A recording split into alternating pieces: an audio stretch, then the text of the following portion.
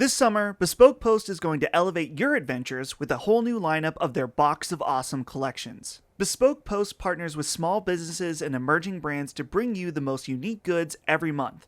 I personally really loved The Weekender, a beautiful canvas bag for the last few weekend trips of summer. Get 20% off your first monthly box when you sign up at boxofawesome.com and enter the code DUKE at checkout. That's boxofawesome.com, code DUKE for 20% off your first box. Defining Duke, an Xbox podcast, is brought to you by, well, you. If you want to learn how to support the show, go to patreon.com/laststandmedia.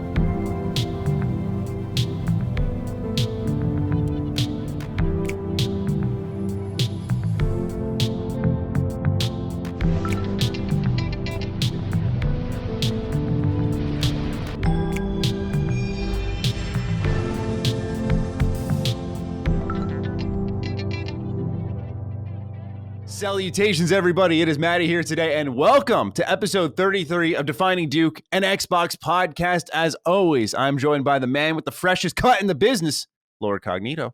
Yo, you matching me right now. You kind of slick right now. Oh, you kind of slick. Yeah, this is shower hair, right baby. Now. I'll take it. Yeah, I like this. We both slick right now. But yeah, man, we back. The Dukes are back. A lot of great topics, man. I'm excited for the show today. A lot of things on the docket that that the beast is cooking. So I'm ready to get into it, man. Dude, I was writing up this show. I was like, wow, another good week. I mean, we're right on the cusp of Gamescom, whether it's Jeff Keighley's show or, of course, Xbox's show. We got some Destiny stuff coming up. I mean, next week's episode, I think we're going to have to arrange a special guest.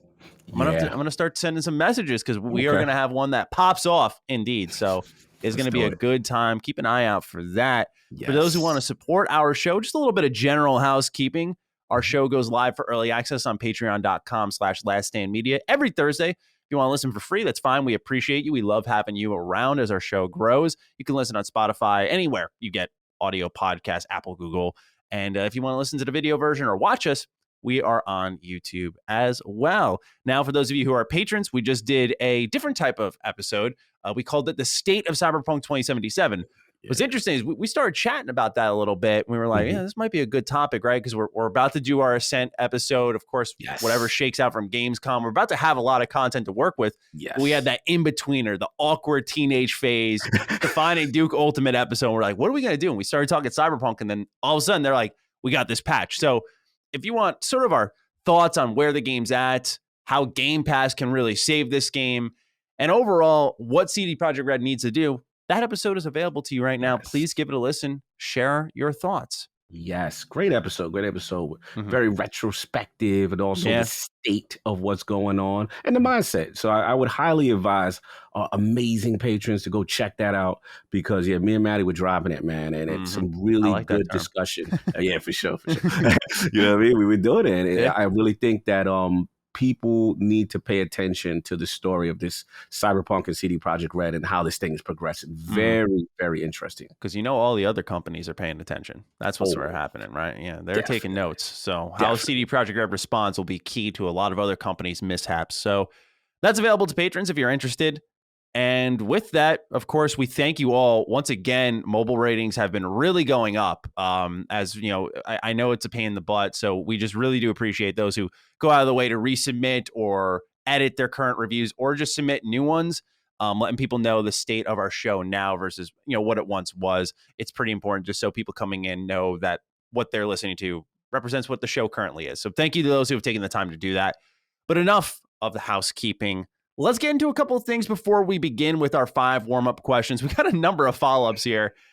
And these got some laughs out of me, I'm going to be honest. Normally, I'm typing the script. I'm in my zone. I got some music on. I'm just chilling the whole time, maybe watching a Mets game. This time, they got me laughing. So let's get into it. Steve Hodges first. Hey, Dukes. Normally, I don't write in because I have nothing interesting to say, but I had to write in on the last episode. Rand was a great guest, but he was way off on one thing. Now, what's funny is Rand tells me he listens to every episode, so he'll be hearing this. Oh, he'll be hearing this. Yeah, he'll be hearing this. Deep dish pizza is not Chicago-style pizza. Chicago-style is thin crust cut pub-style pizza. Deep dish is tourist pizza. I took great offense to this as a fellow Chicagoan and wanted to set the record straight. While I do enjoy deep dish pizza, it's a tourist pizza that I eat maybe once a year, if that. Also, go Hawks and Bears, and rest in peace, Cubs. Hope your day is as mediocre as my love life. Yo! Wow. Dude, go play the Tinder guitar, Steve. You'll find someone, man. There you go. There you go. It's a fun one. Rand's definitely gonna be hearing this one. Yeah. He as a they wanted to pull his Chicago card, man. Mm-hmm. I saw a lot of people going for it. They were coming at him. They were like, "How dare you call yourself a Chicagoan with that?" But and I got a couple of Chicago fans that don't like that. But he is right about the distinction. There is a difference. What I found funny is I've kind of stirred. Well, actually, we stirred the pot up first, me, you, and Rand. Then I continued it on IOP because we had Jake Baldino on. I saw. He's a pizza connoisseur. So I'm starting trouble. I'm making it like a New York, Chicago thing.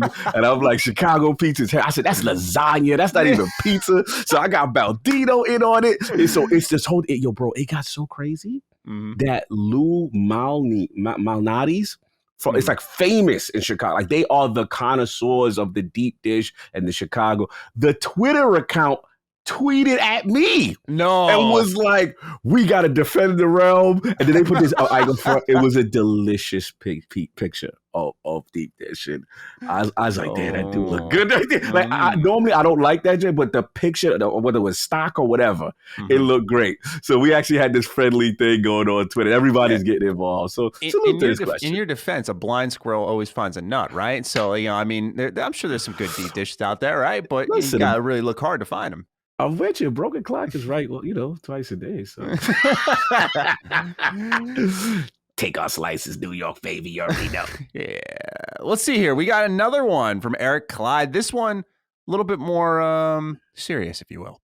Hello, the Mighty Dukes. I just wanted to write and tell you about an interesting phenomenon I witnessed recently. That is the reaction I get from casual or non-gamers to Microsoft Flight Simulator. My wife, 70-year-old parents, and non-gamer friends have been blown away from this game when they come over and I fly over their hometowns, high schools, etc.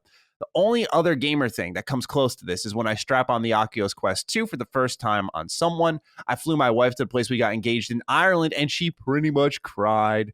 I was wondering if anyone else has experienced this. Even though the file size is large, I think Flight Simulator will have a permanent spot on my hard drive just to show people the Series X at my house. Thanks for the show. You guys are crushing it. Thank you, Eric.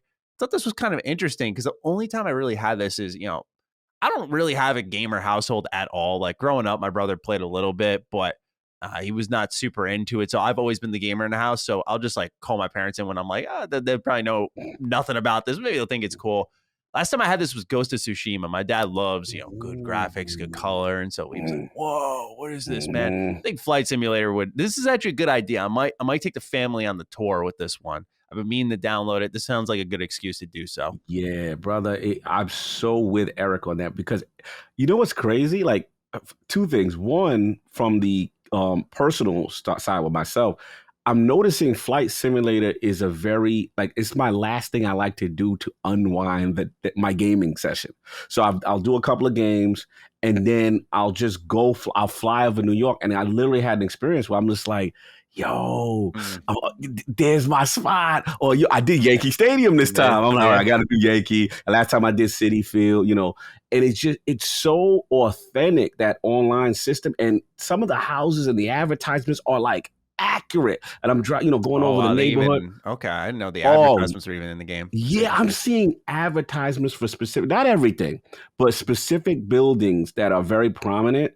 They'll have it. And I'm just like, yo, that's impressive. So to his point, it's a great showcase game. It's a great game to show someone. And then think about this, like I said, those destination trips where you've never been, in Bora Bora, all these places, and just to fly over, and it really feels like, yo, I am here, I am there. So it does have that effect, and I'm noticing a lot of casual gamers getting into it a lot. Yeah, Eric, pretty much you're a casual, but beyond that, I hope you enjoy your trip to Italy, Eric. No doubt. Adam Barnes is next. Hey lads, last week I wrote in with praise for you both. Today is different. Ooh. There was a lot of joking around and giving each other shit about not having played this or that. It was all good fun. Then the ball dropped. Rand hasn't played Fallout. Cog hasn't played Dead Space. And this is one I got a laugh out of me. Most horrifyingly of all, Maddie hasn't played Resident Evil 4. There's just no excuse. You got to defend yourself, man. I don't know if I can, man. I own the game. Like, I don't think I can. I planned on playing it this October. Like, that's the goal of mine. But I was making my review list, and I got 9-10 games I think I'm shooting for from now till December. We're reviewing Psychonauts 2 right now. Right. And so, we're 1 out of 10 as it stands. We'll see how it goes. But I'm like, will I have that time in October to squeeze in a little Resident Evil 4? I know it's not a long game, but it's been on that back burner, Cog, for so long. So I'm sitting there. My mindset's like, what's another 2 months? Once I get on a vacation. But then once I get there, well, I want that smoke. I don't know. So we'll see. Maybe I'll drag Adam along here. Maybe I don't play it. I'm just kidding. I do want to play it. I have a buddy who, for him, this is his KOTOR. That's how I always define it. Like, I play KOTOR every year. I'm waiting on that remaster. It's apparently coming. I heard December. Nice. So, while I wait for that, I haven't played it this year, but I have a buddy who plays Resident Evil 4 every year, and he's crazy about it enough where I'm like, all right, I gotta see what this is all about, because I've played every other Resident Evil game but 4. I think that's the gross part. I think that's the gross part. And that's the one that everyone is like that critically again.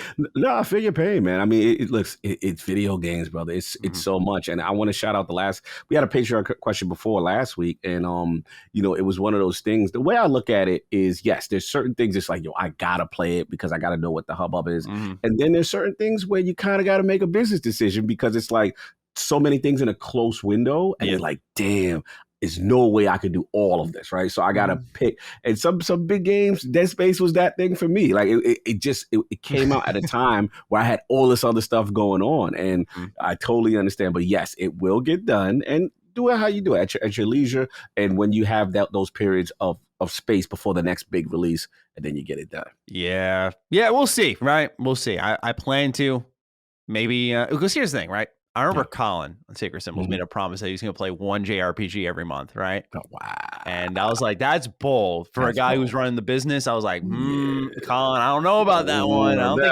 don't think he's lived up to it. So I'm of the mindset, I don't want to make a false promise, right? I don't want to say it's going to get done. I want to make sure that I know it's getting done, then say it'll get done, right? Yes. Yeah. Same thing. I have the same mentality, brother. Same thing, man. Last, before we begin, right in goes to Expert B. Hello, Dukes. Was wondering why the controller for defining Duke's logo is sideways.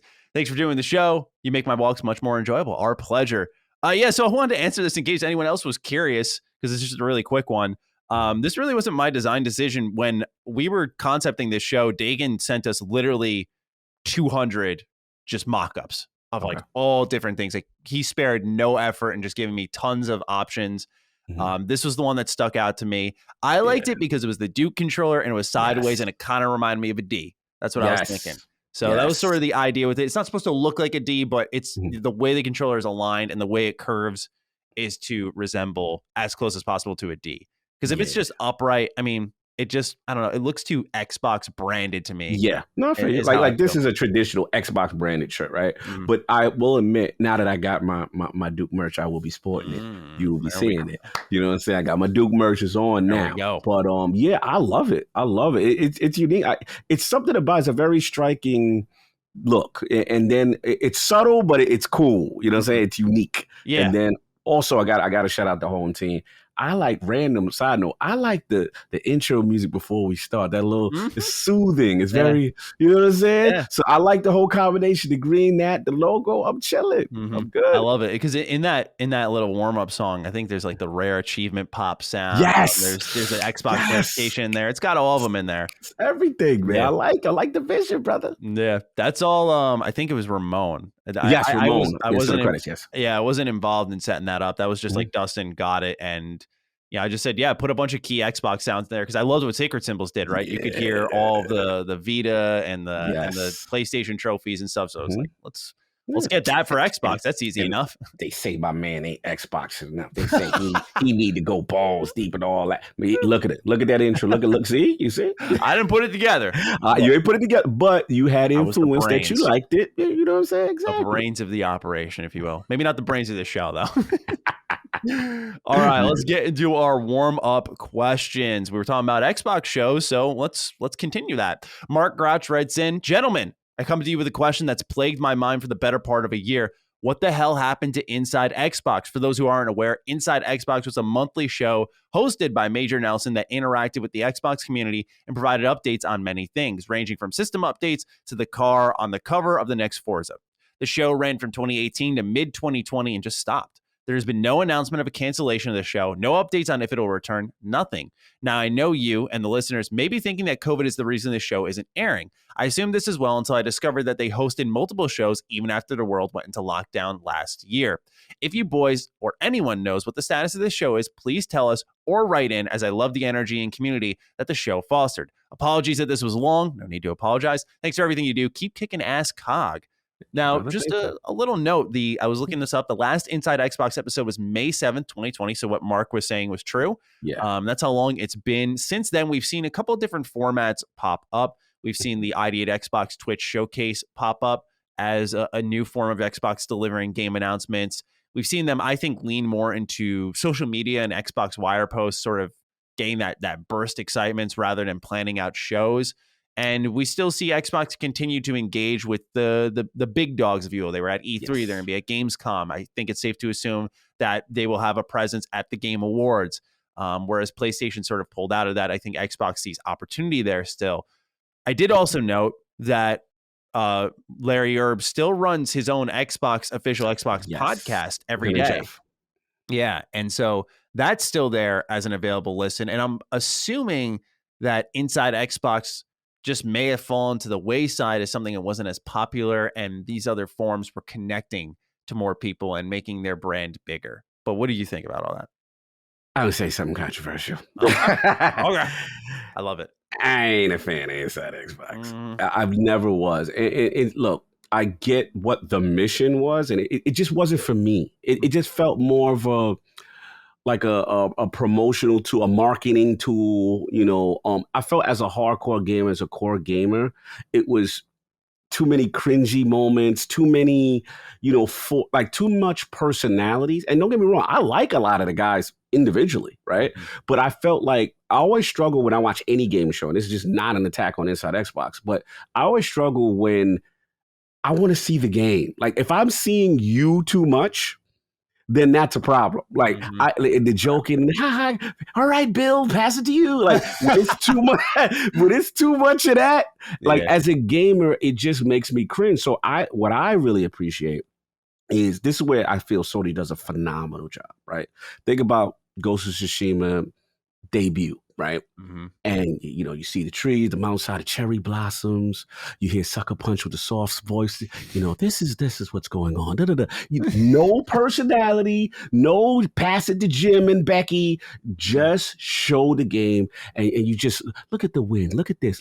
That's what I want to hear from the game. Like, as a game, that's what I want to see. So for me personally, I like the new direction that Xbox is going, which is these different type of shows.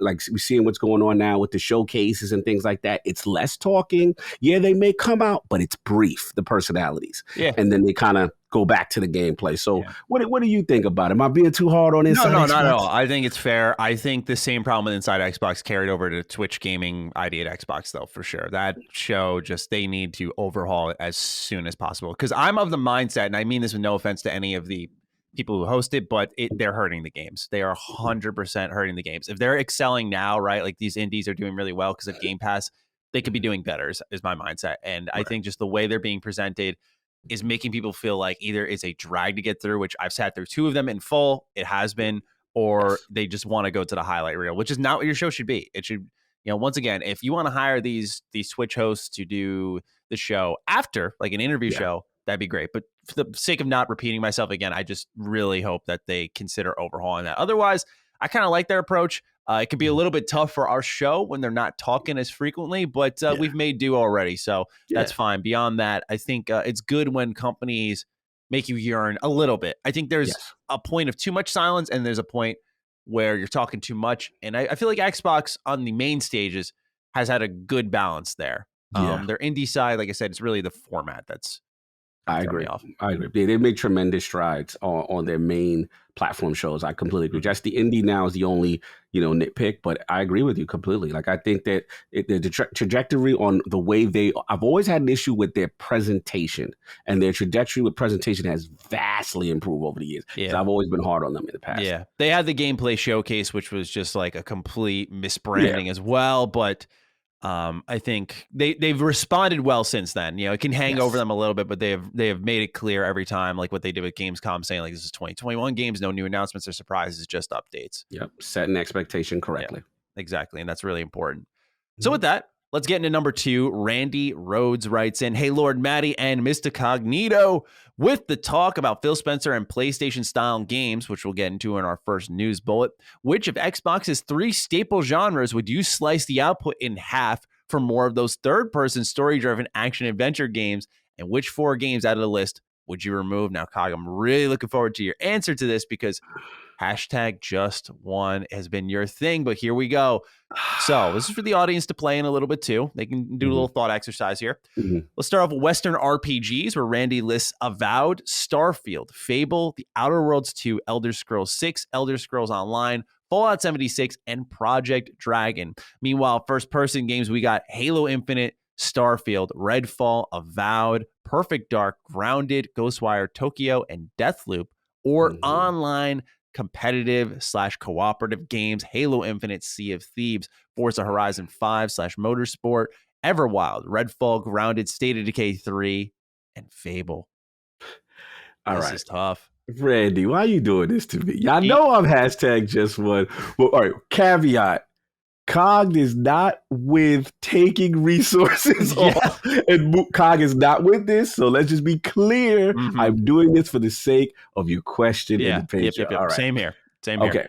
This is fairly easy for me in the sense that Western RPGs, I'm not touching. Fuck. I'm not touching that because my thing I thought you meant I'm not playing those games. Okay. Oh, no, bro. No, we here. I meant to say all those games. No. We here, bro. We here. So the whole thing with those is like, I leave them be. That is the new genre that y'all boasted, that y'all desperately needed at Xbox, right? Leave them alone. We will not pull resources for them. Then I look at online competitive and cooperative games. Right? All those there. And I say, gotta leave it. And the reason why you gotta leave those is because in my opinion, with Game Pass in the model, those games really sit well.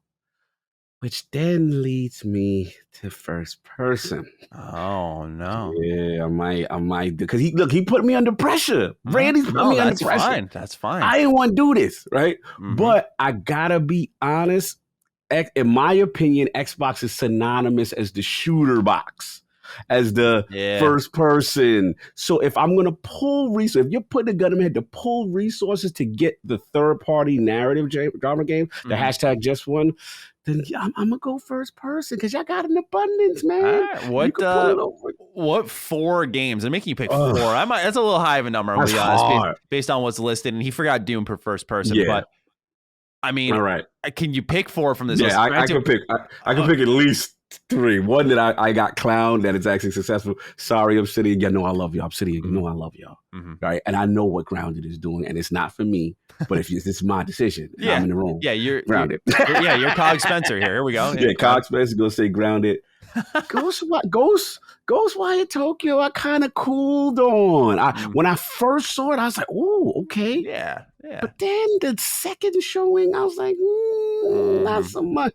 So it might be 2. Deathloop, we leave it alone. I like Deathloop. I like what I see there. Got you. Halo Infinite, of course. Starfield, I'm not touching. Which leads me to something very controversial. Redfall, Avowed ain't getting touched. We know that. Yeah, no. We leaving that. That's sacred. That's sacred ground. I ain't gonna lie. Perfect Dark. And I'm gonna tell you why. As much as I want people to get their baby back, I was a little disappointed, Maddie. When it got announced? Yeah, because I'm like, you know what? I'm like, remember they were like Quadruple A Studio, The Initiative. And I'm thinking new IP. I'm thinking hashtag just one. Yeah, I get that. And I was just like, okay, there is a demand for that. People do want that. It's a franchise. But I could have went another direction if you ask me. So that's if gun in my head, those are my tough choices. I gotta know where you cutting the funding. Where is Maddie Spencer cutting the funding? All right. So obviously, I don't think it requires much explanation why I would not even put a finger on Western RPGs. I would be like, y'all are fine. You're safe. You got all the cash right now. Exactly. So that points me in two genres here: a first-person and online competitive / cooperative games. Now, I think you got me thinking with the first person. You're like, yeah, it's the shooter box. I think the games on first person are a little bit of an easier choice because especially you pull those back a little bit and you get third person in exchange. It's like, all right, we got a better balance here. But just in the core and my DNA, I'm making a single player box is what I'm making. I'm making a single player box. Matt Spencer, go ahead. So online competitive cooperative games is getting the axe right now. I'm coming in and saying, y'all need to start making single player games. Rare, you're off Sea of Thieves. Sorry. You're off Sea of Thieves. Forza, go work on Fable. That's all I'm telling them. The comment section gonna get you. Yeah, they're coming for me. I know. This is a no. Forza hated Maddie's back. Yeah, Forza's got to go. It's got to be winding down. This is look. This is my brand now, right? You can tell me that. You can tell me Forza is what grows Game Pass. I'm going to tell you Fable's next to grow Game Pass. That's what I'm going to say to you, as Maddie Spencer. Okay. Everwild, you've taken too long. I begged and pleaded for you to show up 2 E3s in a row. It's time. So Rare's effectively like I put them out of business at this repurposed Rare. Damn. And then I'm gonna put my my reticle on grounded. No. You say I thought you was looking at State of Decay. I was like, Maddie, don't you do that? Come on now. No, I love State of Decay, man. No. That's not getting touched. I was actually gonna go for Redfall. I was like, y'all got too many IP. Someone's gonna be burnt at some point down the line. But I was like, you know what? I understand Arcane situation. They got to find a winner here. Obsidian, you've found a lot of winners. It's time to let Grounded. We're going to sunset that. We're going to focus on Avowed. We're going to focus on new Fallout. Woo! We're going to put you on a new Fallout. This is what Maddie Spencer's game plan is. We're going back into that Western RPG thing. I mean, dude, single player box coming your way. This is why I do a show and not run Xbox. But then again, once again, you and I both said at the top, I was like, we're not going to pull these resources. We're going to find a way to fuel these other games. But of course, put a game to our head, our gun to our head. These are the games we're going to pick. Tough decisions, man. Shout out to Randy making us make these tough choices. That was a good one. That was good. This summer, Bespoke Post is going to elevate your adventures with a whole new lineup of their Box of Awesome collections. Bespoke Post partners with small businesses and emerging brands to bring you the most unique goods every month. I personally really loved The Weekender, a beautiful canvas bag for the last few weekend trips of summer. Whatever your tastes are, Box of Awesome will have something for you.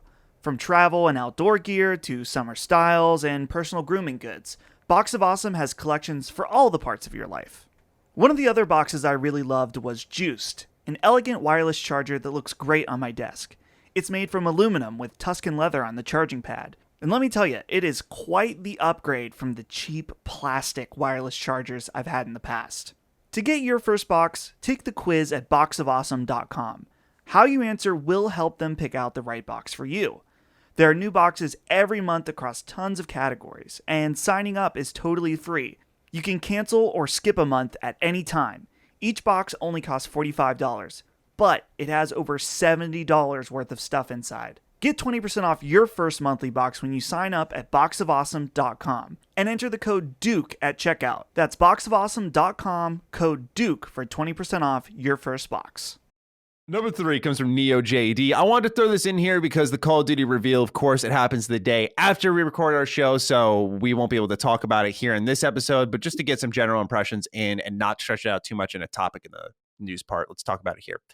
So he writes, hey guys, first off, I got to ask Cog, what's up with all the lords and realm talk and such? How did that get started? I'm actually curious about the backstory of that. You said 2018 is when it started, but onto his gaming question.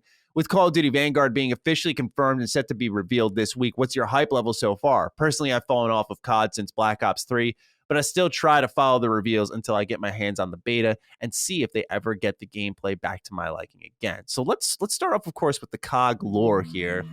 How did the lords, the realm talk? Like, where did this all come from? Because I remember, I gotta be honest with you, when you first invited me on the show, I was like, let's record on Sunday. They're saying it's the Lord's Day. I'm like, there's a religious overtone here, but then I'm hearing like there's some Destiny connections, maybe. I don't know. So let's hear it. Yeah, it's a good one. It's a good one. Shout out to Addict. We're big Destiny fans, and I will go to, if I ever go to court, Addict would win the court case because I tried to say I'm the one that created the name Iron Lords podcast and that whole stuff. He's like, no, God, it was us. So it's right around the time Rise of Iron Destiny DLC comes out, right? So everything's Iron Lord this, Iron Lord that. Then you got Game of Thrones going on in its right? Lord this, Lord that, right? So we're in the vibe, right? So that's the first part. And then with the realm thing, I mean, well, the podcast obviously being on a Sunday was the only day we could do. People thought we were crazy. It was like, who does a podcast on a Sunday? And then I thought about it. I was like, yo, it kind of fits the Lord's Day. And then it just started to work. So it was like right around that time.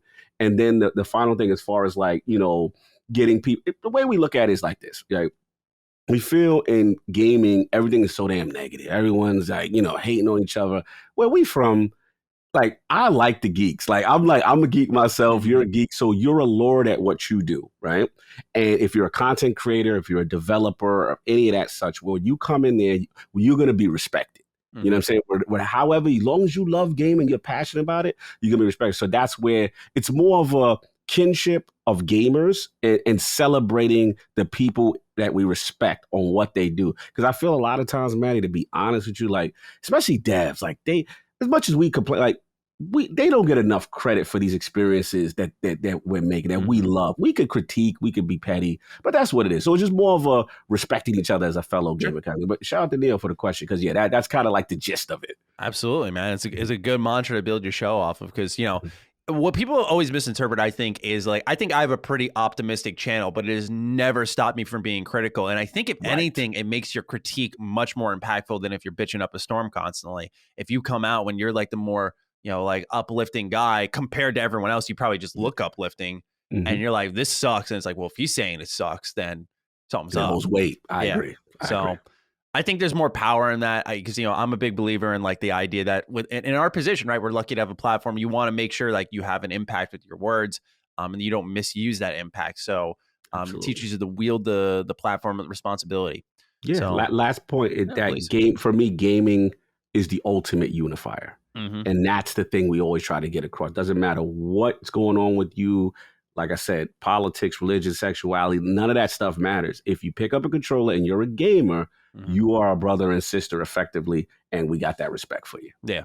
Unless you're a Forza fan, then. Unless you're a Forza fan. Maddie's going to cut the studio and make first party. Yeah. Or if you work at Rare, apparently. I was coming for him.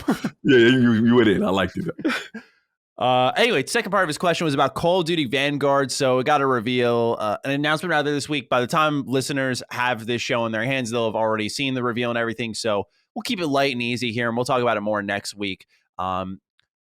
Where are you at with excitement and anticipation for Call of Duty? Okay, that's all I need to hear. I had my run during the Respawn, the Infinity Ward era. I had my run. It's addicting. Don't get me wrong. These games are addicting. It's fun. But when you're a Destiny fan, you could only be a slave to one. And then the other thing, I'm just tired of 7 years ago. And that's why Battlefield has me this time. Because I'm like, okay, that's what I want to do. I want to be in a modern setting. You know what I mean? Levolution and all that. And then when I seen Vanguard, I'm like, eh. So yeah, I've kind of cooled. The only thing I still would play COD for would be like when they do zombies, stuff like that. I thought that's fun. It's always a cool little romp. I used to be heavy into it. Don't get me wrong. Like search and destroy. Like I was the guy. Perks, do all that stuff. Yeah. But it's just such a rinse and repeat formula with the annual thing, and I'm burnt out, Maddie, with it. But are you still cutting it out? What you doing, man? I played Black Ops Cold War last year. The multiplayer wasn't crazy about. I loved the campaign. I still really stand by the idea that campaign was good. That doesn't surprise me. It came from I have to double check the studio name. I believe it's Raven Software. They had worked on Singularity, and that game was phenomenal. very much inspired by BioShock, had a couple of endings, really good first-person shooter, cool powers to play with. Right. And it just a game that never got its attention. Then they got delegated as a support studio for COD. Finally, they had the chance to make something of their own, and I think they maximized the opportunity. But as the COD cycle goes around, we won't get to them for a while. And even they, as much as I enjoyed the campaign, fall into the same, like, we got to have our high action Michael Bay moment here. Yeah, and they tried to play around with some cool, like, optional mechanics. There's this mission where I believe you're in like a Russian embassy, I want to say. There's a lot of ways you can approach the mission. I'm like, yo, they could take this and amplify it a little bit more. I mean, that's kind of the feeling I was left with. I was like, they could do something really good with COD campaigns if they actually took the time. But I understand the drag is multiplayer, which is where, like I said, I've fallen off from. I used to play competitively for this. I used to make money in high school playing competitive Call of Duty. That was like part-time job for me. I used to play it a lot, and I'd say pretty good at it. And I just burnt out. I eventually just stopped. I was like, I'm done. I'm gonna go play single player games. I remember saying it, and that was like a thing back then because Call of Duty dominated the YouTube space so much that, like, when I made a declaration, I was like, I'm gonna make single player videos. Nowadays, you don't even label it like that. You're just making video game content. But back then, this was like, when I started my channel, 2010, 2011, this was at a time where that was something a little bit more significant. So for me with Call of Duty Vanguard, I don't really have that World War II hankering, that or wherever it's set, honestly. But I don't have the hankering for this like boots on the ground game. I'm very interested in Halo, which is going to feel fresh and new after all these years. Certainly striking at the right time. And like you said, Battlefield, I just think the dynamic elements of that map of that gameplay, not the map, look so appealing. And then you throw in Battlefield Portal, which taps into games that I grew up on and were almost more impactful, I'd say, than Call of Duty, like Bad Company 2, Battlefield 3. Those games were monumental to me. Yes. To me, that is infinitely more exciting than Activision strolling out another Call of Duty, the same DLC release cycle.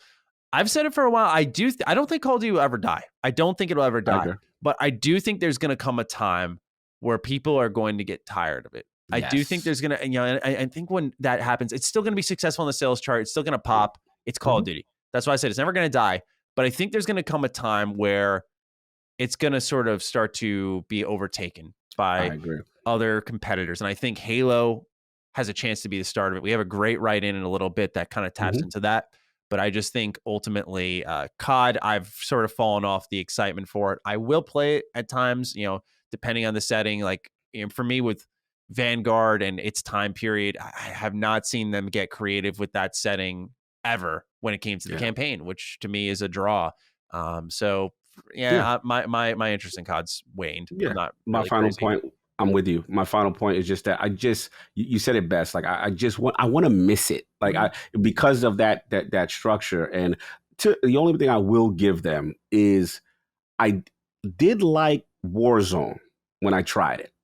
And I'm not huge into Battle Royale like that, but I felt it was a polished experience. And I was like, you know what? They did a good job. Yeah, Call of Duty gunplay, graphically it looks strong, because as much as, PUBG set the space, graphically it wasn't, what it was. Yeah. You know what I mean? So I felt they did some really good things there. So that I will give a shot. But yeah, I'm with you. I think at some point, like I said, the others, if they continue to improve and do it, they will at least challenge and put a dent in them a little bit. And there will be some people getting tired of it.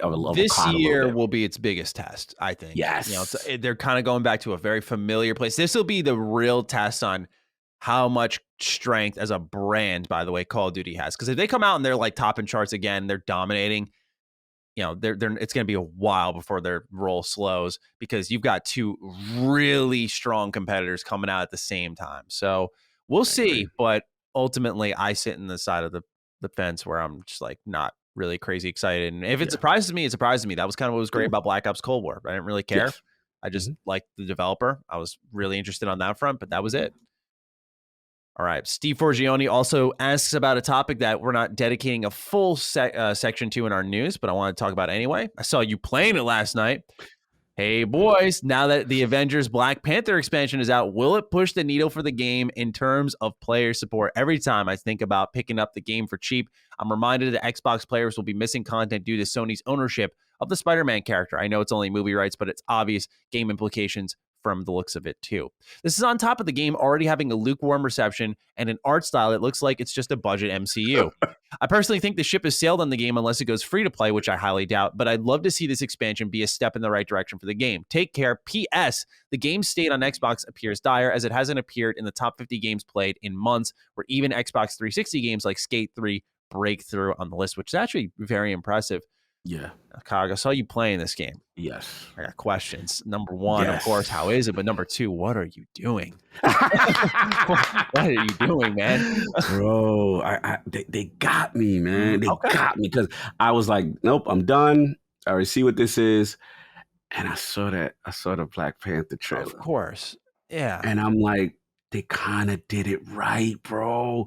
The voice acting is exceptional. I believe our man Chris Judge from God of War. Yeah. And it's a true homage to the character. The thing I will give them is this. Sure. They needed to just be a single player traditional game. I don't know why they added to try to be in the looter space and trying to add those, because it doesn't need it. The problem with the game has been the end game. The narrative is actually good. And then the thing that they do very well, Maddie, that I like is they make you feel each character has a distinct personality and play style and grounded in the abilities of that. So if you're a fan like me, if you're a fanboy of like MCU and superheroes and that comic booky kind of stuff, from an authenticity of powers, not look. I agree with Steven. Some of the looks, some of them had that Party City Avengers look, like they look like they got the suit. You know what I'm saying? Like some dudes, all right, but not Black Panther though. Black Panther. I gotta say this. I'm gonna say something real spicy. Graphically, this game, at least the Black Panther, amazing. Like it looks like a next gen type. The skin textures on the suit, the eyes. Like I'm sitting there looking at the backdrop of Wakanda and the HDR, and I'm like, this game is beautiful. Like it is a beautiful game. You play it for the lore. You get in, you get out, and that's it. All that tacked on co-op, that's my main issue, because they try to sell it like it was a co-op game and it's really not. You have to basically go to a hub where it spoils the single player missions and then they're tacked on forced only some co-op missions, and it just doesn't play well as a looter. So just play it as a single player. I agree it needs to go either free to play, Game Pass, or something, because they're dying out here. Yeah, but and I'm curious to see the Spider-Man thing, because I will say this. Yeah, they get the essence of if you're a fan of comic book geek lore and all that, they got it down. They got it down. Like this is the essence of Black Panther, the essence of all the characters that they include, and the stories are well told. The narratives are good. Yeah, I remember I was really on top of this game covering it before its launch, because I was just like, this is going to be a disaster. Right when I saw those Verizon costumes, I was like, oh my God, man, what is happening? And they were like, you could tell like Square Enix was just taking table scraps to try to get this game profitable, and it bombed, as I think it should have. I'm sorry. There's no offense to if any of the devs are listening to it, but I don't think it was really a lack of effort. I think it was more so a emphasis on indecisiveness. It was two games melded together. You could tell it was a single player game and then a multiplayer game afterwards. And that didn't really look or feel all that great. I'd be curious to know how people think the expansion adds to the game beyond the story, because I felt the story was acceptable. Definitely wasn't good in my opinion, but it was acceptable. But I'm very interested to see if the zone they add and the recurrent content they add amends any issues, because this is their first big one. And I do think this game has the chance to have legs, where when you start to get more and more characters in there, everyone's waiting on Spider-Man. Yeah. The way they took so long for Black Panther in this expansion, though, I'm a little worried about when they drop Spider-Man. If that only comes to one side of the fence, I mean, that's a dangerous play for a already dying game. So I got to wonder how they're going to handle that. Will they add a new zone for everybody, and the playable character of Spider-Man will only be available to PlayStation? It's kind of like the legs of the game is getting these new characters in, and they are not getting them in as quick as people expected. So I think they got to figure something out on that as well, because that is going to be a very, very tough spot to be in and reignite some people, because that game was also very buggy. Very, very, very buggy. It was not ready. it needed more time, and they forced it out. It was just, I own it. I have it sit on my shelf, like ready to rock and roll when it's good to go. Unfortunately, I had it on PlayStation, and so like the way you get the next gen update and stuff, and transfer your save file over, my PS4 is not hooked up. I'm just like, oh god. So it's a mess. It's got to really do something. And I'm a Spider-Man fanboy, so that's probably their best shot, right? They got you. That's why I got it on PlayStation. But then I think that was supposed to be around the launch, and man, they still don't got it there. So I don't know what happened with Spider-Man, but it's gonna be really, really. I mean, I don't know. I don't know how they get out of this one. I don't. Yeah, me neither. I think you just get in, you get out, and you do your single player stuff, your Spidey, and you dip. Well, me and Carrick used to do this a lot. Let's check the Steam player count for Avengers. Ooh, pull up the numbers. You getting the receipts on the numbers. So, okay. All right. Let's see here. What's it looking like? All right. So its peak players in July was 10,000. And its peak players so far for this month has been 10,224. In the last 43 minutes, 24 hours would probably be a better gauge. 4,850 players were on Steam. I don't know, man. Just like, it's spooky. We're not going to sugarcoat it. It's spooky. The only thing I think they did service setups, I think they said it's free because they went through a free-to-play thing for a minute, but they said the expansion was free if you own it already, so you didn't have to pay for the expansion. But yeah, man, I'm looking at their drop-off. They went from launch month, a peak of 28,000 with an average of 7,000 players. Yeah. And then listen to these drop-offs. 1 month after launch, 1,400. 2 months after launch, 843, 888. January, 536. Yikes. 419. Then in March, it pops up 935. Then it goes back down all the way to it decreases consistently all the way till June, where it goes to 578 average players. And then these last 2 months, it's popped back up where technically now it's doing the best it has been since the launch period of the game. Right.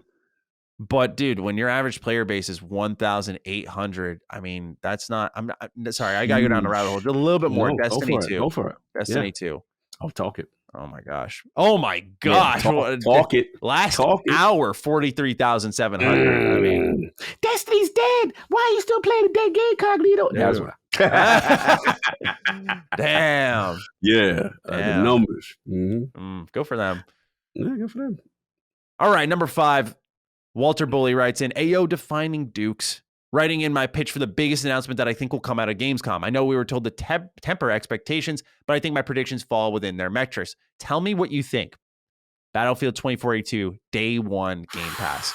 I think Xbox will cut the check to EA, solidify that partnership. EA gets far more players on their live service in the Xbox ecosystem, and will get the double dip in the PlayStation ecosystem. EA has talked recently about viewing this new Battlefield as a platform. What better way to start it off? Thanks for the content, guys. And you are all giving me way too many 40-degree days. All right, Cog, I got to hop in on this one. Let's get it. Go. I support Walter. I support Walter. Let's go. Here's why. We talked about this being a real test for COD. You got Halo. We talked about like Halo should not be afraid of COD. You want to kill off COD and make them, because, here's the thing. Clearly Xbox cares. Clearly, Xbox is looking at Call of Duty like, yo, you're a threat, because they're like, we're waiting to see what their release date is, and then we'll announce our Halo release date. So I'm sure at Gamescom, I think it's pretty much guaranteed now. We got COD reveal happen this week. I think even if it wasn't in their plans, they're going to add in that Halo release date. Feel so. Yep. So when they're paying so close attention to COD, my thought process is, yo, you got Halo, go get Battlefield day one and make everyone look at you and go, wait, so I can download for free Halo, play online, and then if I'm a Game Pass subscriber, which is really cheap, I can get Battlefield. You're telling me I can get this double first-person shooter fix, I'm sorry. Why am I going to go play COD? Why am I going to pay $70 for this? Whatever system you're on. Like, this to me is a clear investment to just, it would not hurt Halo as far as I'm concerned. But this is a clear investment that would make your system or multiple devices the place to go for this fall's first-person shooters. And it would not be Call of Duty, which you are viewing as the biggest threat. I think this is the way you put the whole player base in those games as much as you possibly can. you take them away from COD. And I know that Phil's all about like, we want the gaming world to come together. We want to the kumbaya. Yeah. Well, I respect that. I get what he's saying. I think he's telling the truth when he says that. But it does not mean you can't make a savvy business decision to better your platform.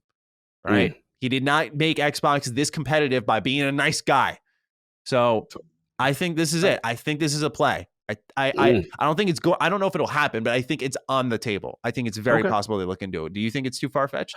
No, I don't think it's too far-fetched that it's all out on the table.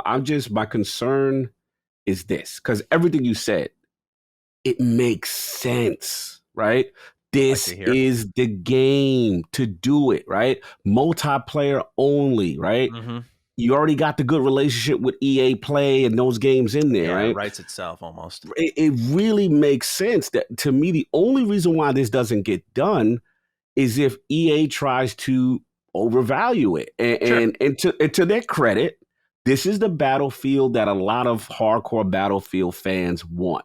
And I think they know it. So I think it only comes down to because we're going to talk about Game Pass structure and deals later on, right? Mm-hmm. But does it make sense for EA to say, okay, if we put it in Game Pass, we want this level of a bag? Mm-hmm. And that's the question. Is Microsoft willing to go really far with it? Because EA could say, hey, we could put this thing out there, we'll do fine.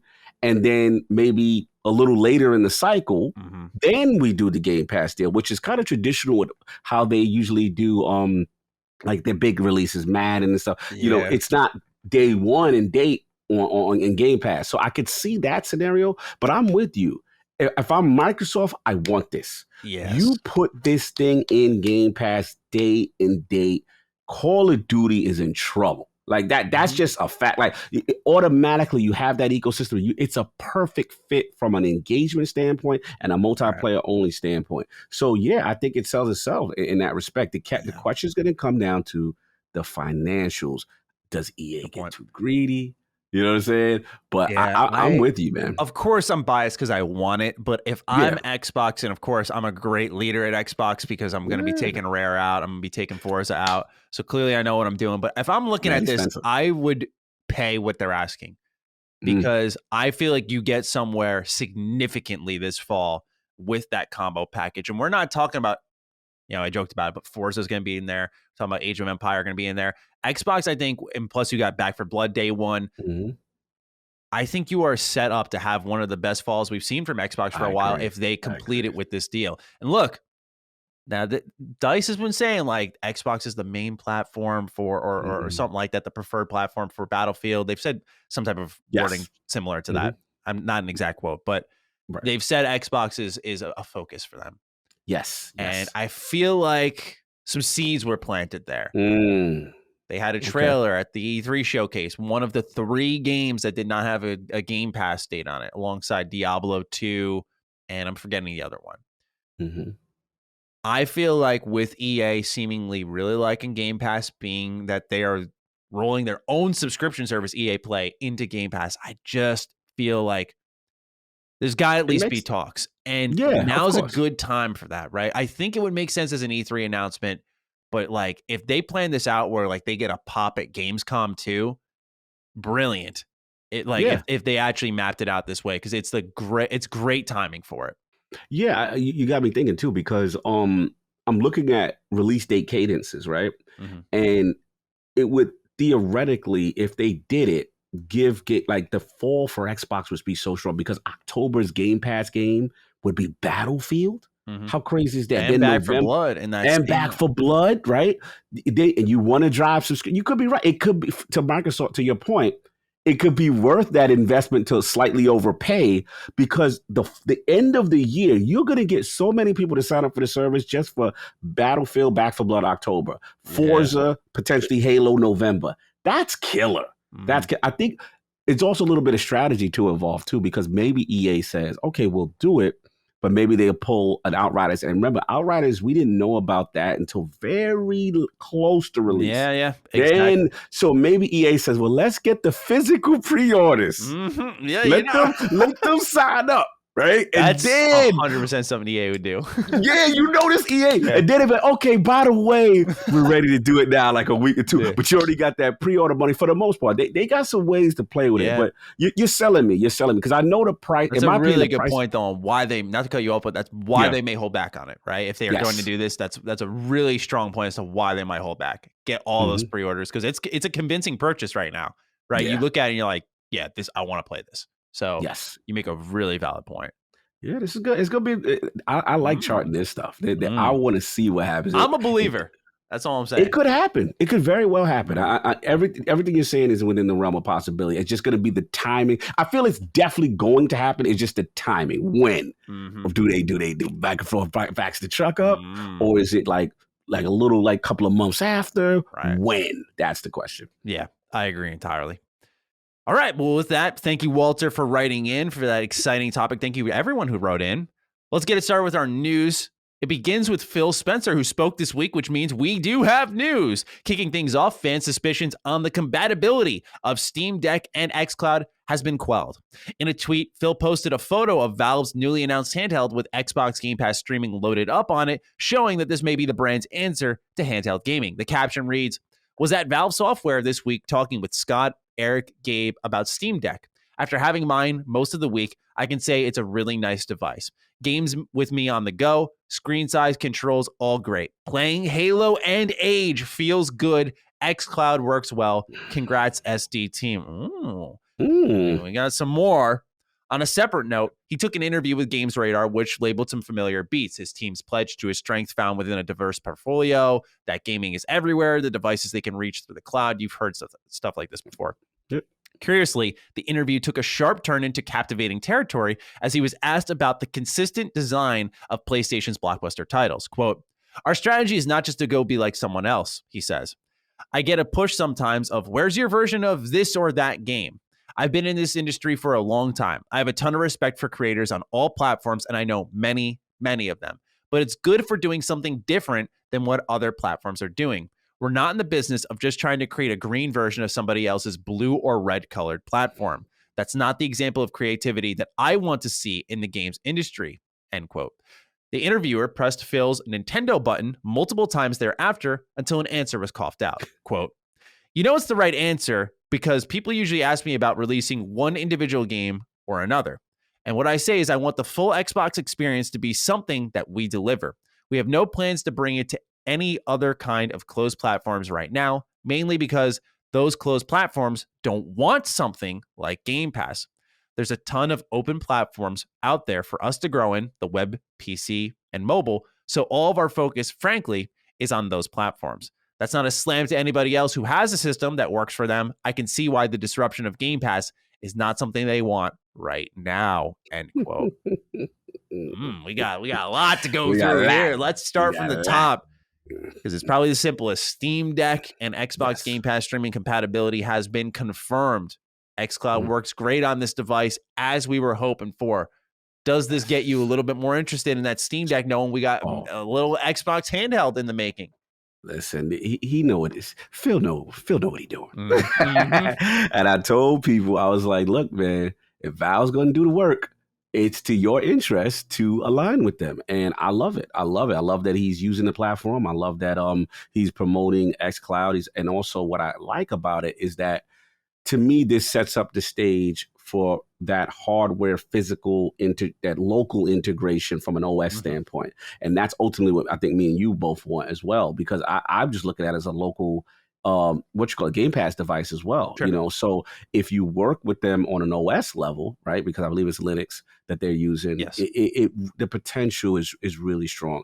I love to see him embracing that. And to me, that sets up relations. Good sign. How did you take it? Of course, King Handheld here. Very excited by this. What was great is when I saw this, I was not surprised. I expected this, and I think that's a good sign of, not to pat them on the back too strongly here, but it's really a good sign of the leadership at Xbox. Like, you looked at the Steam Deck, and one of my first points of excitement was the potential Xbox could find within it.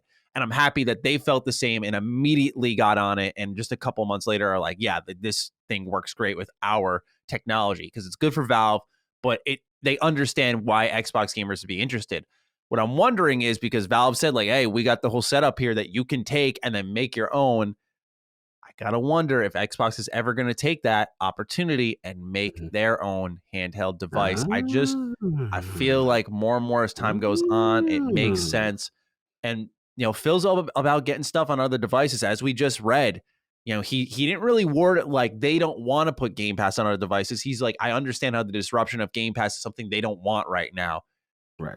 So all I'm saying is if you could get xCloud and Game Pass games on your Steam Deck, and Microsoft does their own dedicated Xbox handheld, that's great, right? That's awesome. Great for him. That's the type of vision he's been pushing for a while. Like there's not a limited amount of devices to fill. So I like that they've embraced this. It makes me very excited. Hearing Age works great on this and feels great on this, to me, is very uplifting, because this is a game I thought of. I was like, yeah, that's the type of game I want to play, but I don't want to be posted up like this on my keyboard and mouse, man. My shoulders start to lock, elbow stiffens up. I was like, I'm in my workstation again. Yeah, I totally think that is the most relieving part of all of this, is hearing like, you can play Age of Empires on your Steam Deck. So for me, that was super promising. Love to hear that. Love to hear.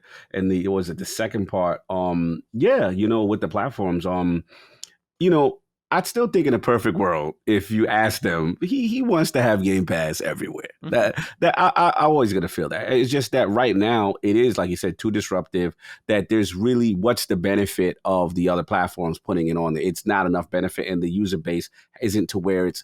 Basically, when you have the numbers to say, okay, if we have set 50 million plus subscribers on Game Pass, then it's more compelling to do that. And even so, I had this conversation, shout out to Miles Dompierre, was on the show. I had this conversation with him that you would have to make a curated list.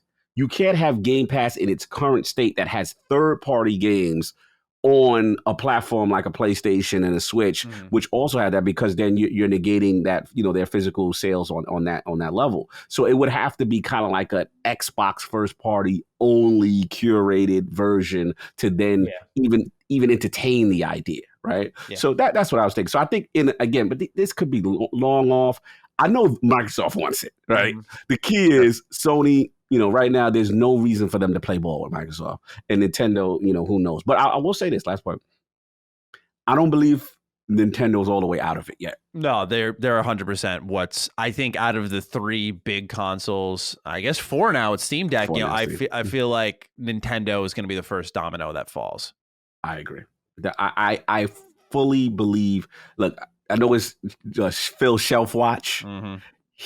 The man playing chat. There's a reason you got to switch. Don't give me that, it just happened to be there. No, we seen the Luden statue thing we know Kojima with the letter of intent. Phil, I know what you're doing. It's just things may take longer down the road. If you want to even dismiss Phil's Switch on his shelf, look at the one with Sarah Bond in a professional studio where it's just like these random shelves are there and there's a Switch. And I'm like, y'all are talking to him. Yeah. Come on. And not only that, we literally have leaked emails where Phil openly went, we're not giving up yet on bringing Game Pass to other consoles. Exactly. So they're trying. And I think that, Nintendo will likely be the first to fall, because where do they stand to gain? I think my answer to that would be the exclusives that you don't have through streaming. If they announce their new Switch, which I think that's around the timing they'll do all this, because they do need a better wireless adapter in there. That Ethernet needs to be a built-in for everybody. I mean, there's a lot of online infrastructure that it's going to rely on. And I think if you can get xCloud going in a much more functional way, that Game Pass will thrive on the Switch. And what they get in turn are those exclusives that they would never have otherwise. Oh, absolutely. Not only from like, let's make a deal type of standpoint, but they would never have them really, I think, in the first place, just because of how their console lacks the power to do so, and the work it would take to get it onto the Switch. Maybe you make a sacrifice like that for, I don't know, Halo Master Chief Collection. You bring that there. That would be huge. But beyond that, I don't think Nintendo will have these games. So I think they stand to benefit the most. PlayStation, it's really like, if Xbox continues to gobble up studios like we keep hearing they're going to, then I think that forces PlayStation's hand. So we'll see on that front. Obviously, PlayStation will probably be last due to that. You made a good point. Last point I want to say with Switch is that we've seen, cloud versions of Control, cloud versions of. They've been playing in that online cloud space because let's be real, as the generations go on, the gap between that Tegra chip that's in the Switch is just not be able to do third-party ports. So to see them to kind of play with that space, to me, fits well with xCloud, and it fits well with some type of Azure server deal to help their backbone and their infrastructure. Because as much as, Sony may not want Game Pass, Sony understands that their infrastructure wasn't on the cloud level strong enough to compete for a long-term deal, long-term viability. Thus they partnered with Microsoft when they did the whole camera lens thing for your Azure servers thing. And here's the thing, right? Is it seems like Xbox is pretty focused on getting people into Game Pass, not forcing you to buy a console. So that's where Xbox gains by, of course, getting it on the Switch as well. Is just the idea that the obvious buy-in and Nintendo can even benefit from the idea that, hey, maybe people don't want Nintendo games, but they're going to buy our system to play what few Nintendo games they're interested in, and mostly Xbox games. Yeah, I agree. I feel like there's too much crossover there that a lot of really potential benefit. Yeah, so I strongly believe, teasing aside, Nintendo just makes the most sense from a partnership standpoint. We've seen them playing nice for a while. What do you make of Xbox and Phil Spencer saying they don't want to just be the green version of a red or blue platform? This is kind of tapping into when they were talking about the likes of Horizon Zero Dawn and these Ghost of Tsushima third-person open world games, all kind of cut from the same cloth, but different flavors, different personalities. And that's Phil's response to that, is he's not trying to do what others are doing. I think you'll still get your one. Like my money's on Indiana Jones being your one. That's where I'm in my head. I'm like, I think that'll be COG's one game. That's going to be the Uncharted style experience, because that's what I think Uncharted was really built off of. With that in mind, though, as Team Just One, what do you think of green version not being too interested in playing that game? Yeah, I got at first when I read the salacious headline, I was in my feelings at first. Oh, of course. I was just a little emotional. I was like, what's Phil talking about? Let me go read this article. So I read the article and I kind of calmed down. All right, here's the deal. I think it's taken out of context. A lot of the headlines, I think, that ran with it. His overall point is, look, we have what we do, which is this diverse lineup of games and obviously the Game Pass and all that stuff, right? What Sony does is what Sony does, and Nintendo does what they do. But what I think he's saying is we're not going to now overtly change the direction, kind of like what Randy's question was earlier, and say, hey, all you studios got to make the third party hashtag just one style of game. He's not doing that. You know what I'm saying? So I think that's what this is. It's more of I am a firm believer it's going to happen. Right. And this is saying that, not saying that he doesn't want those type of games. It's just that that's not going to be the core focus for the entirety of Xbox Game Studios. Sure. That's what that means to me. But I firmly believe it's going to happen, whether it be the Indiana Jones. I think I'm going to get multiple ones, to be honest. Compulsion, I think maybe on there, on that list. They kind of alluded that when they were on our show. And it's something that I just think he means as an overall messaging mantra, not, we're never going to have those type games on the platform. That's all. I agree. I think you put it perfectly there, where it's hard for me to even add to that. I just feel when you look at once they added Bethesda, I felt like you saw the circle sort of get complete, right? You had you had Gears third-person shooter, you had Halo first-person shooter, you had a racing game, but then you suddenly with Bethesda have added stealth, horror, open world, RPGs, online games, MMO, like you've added a whole new set of games to your portfolio. That's why I think these acquisitions are going to be key, because it may not be a Xbox game studio in the traditional sense, right? Like some of the OGs or the purchases that happened in 2018 that have been in there for a while and are more synonymous with that Xbox brand. I think, when you start to get more studios in the mix, you might start to find more of those. I also forgot almost Hellblade. I think Hellblade will be another one of those just one games for sure. It's got to be. I got to cut you for 1 second because I got to clarify my just one, because people will get mixed up. Now, COG's just one is a little different, because technically what you're saying is true. Hellblade technically is that, possibly Indiana Jones, but that the Cognito hashtag just one is new IP of that. See, our Ghost of Tsushima is a new IP, the new character, Jin Sakai. Like I feel they need a new IP because Hellblade is definitely going to be that. Like Hellblade is going to be amazing in that space. I know it. I just want new protagonists for the generation. You know what I mean? A new mascot, a new face, a new, they got Drake over there. You got Alloy with Horizon Zero Dawn. So you don't want to see like a transformation, like let's say Fable, right, is this big third-person open world epic. You're not looking at it like that's my just one. You want let's see, what's the name of this here? Gimars, and Gimars you got your we want the new Gimar joint. Yeah. He the face. Yeah. And that's like the new guy who's in town. Yes. Okay, yes. Gotcha. That's my only thing. Because again, I know they're going to have the genre, but I think that was what was lacking in the Xbox One gen. It really bothered me. They didn't have everything. I felt was a rehash of something existing, and I just want some new faces, man. I think they could do it. But from what I'm hearing, for the Cognito hashtag just one, I'm hearing Compulsion might be that thing. Might be that thing, man. We're gonna pay attention. I believe in Compulsion more than I probably should. I think We Happy Few had such spectacular promise. And on a universe level, I think it was so well realized. It's just its execution on a number of fronts wasn't good. But man, I think what they do now with a budget, because it's clear that they made a lot of procedural generated content because they didn't have a budget. Even with Gearbox helping publish it, it's clear they were very limited. But man, when they got money in their pocket now, I am excited to see what they do. Same. I'm keeping tabs on Compulsion. Absolutely. I think they're going to surprise people.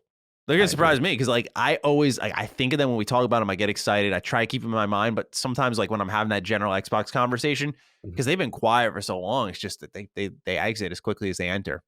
So yep, I agree.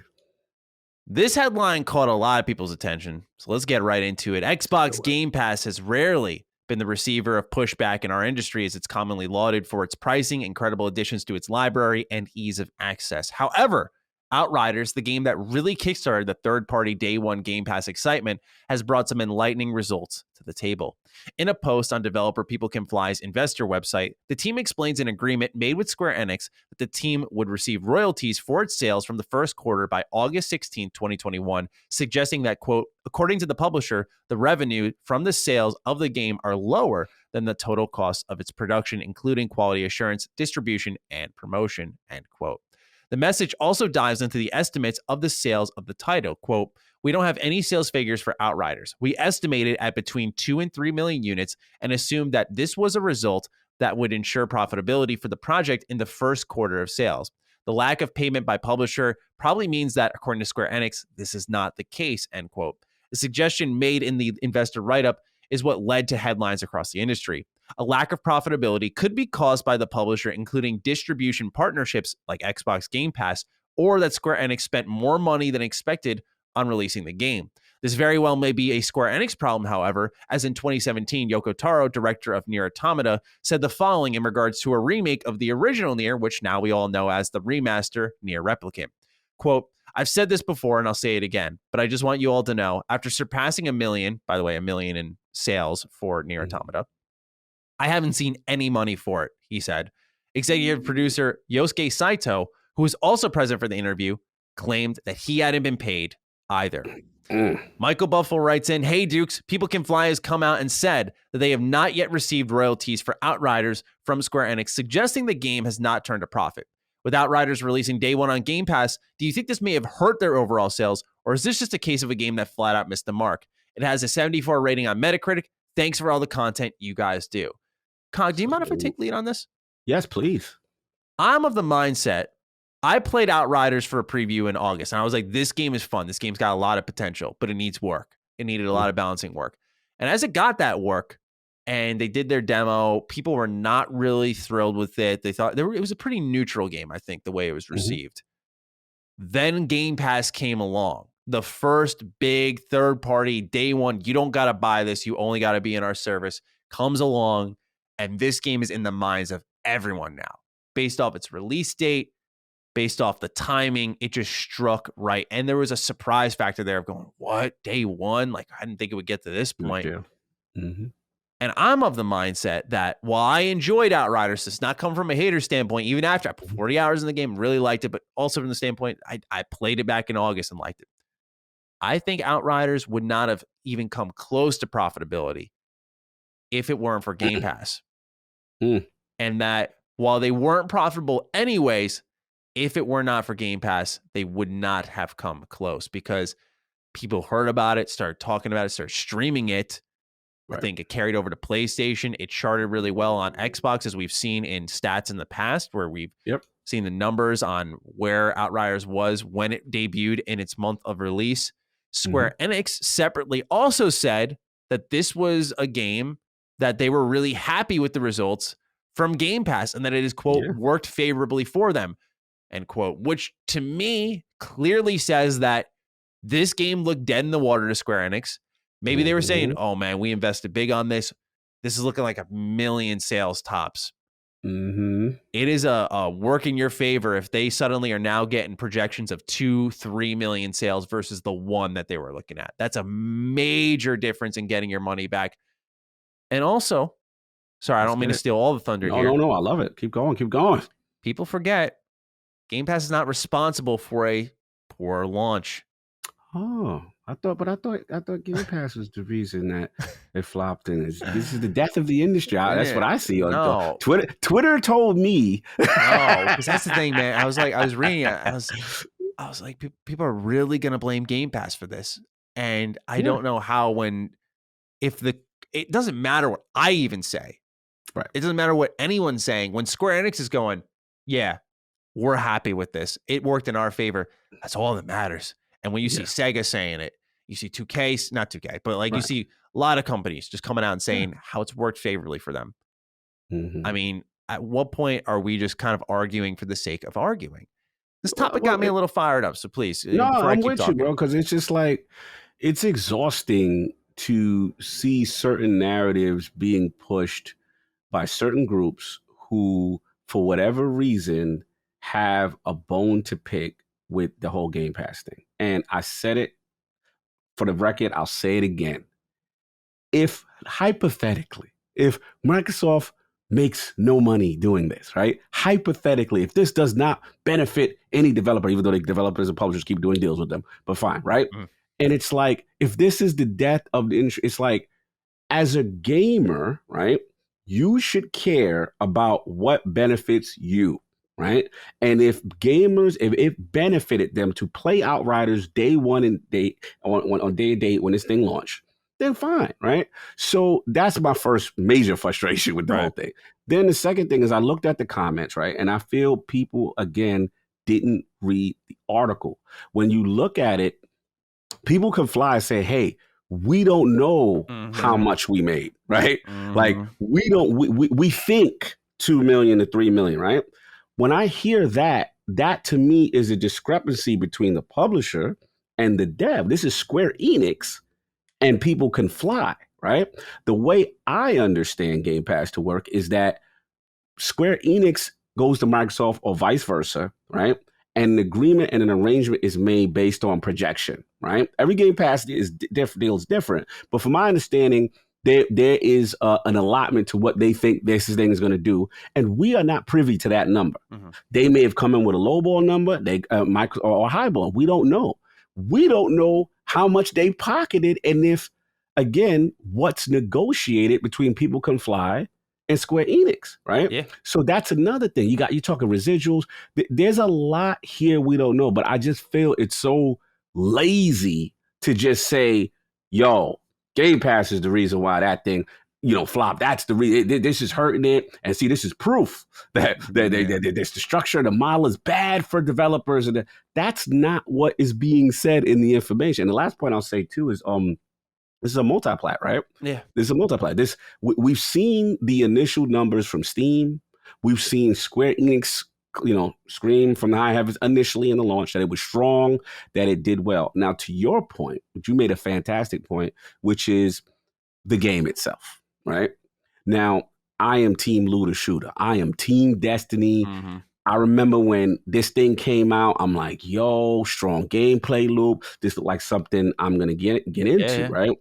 And it's two aspects of this game. One, it is not the traditional looter like a Destiny where it wants you to keep coming back. There is a finite endpoint with Outriders, and they're fine with that. But that also means, a lot of things at a certain point, engagement is going to stop because there's an end, right? The second point, now I got to get crazy.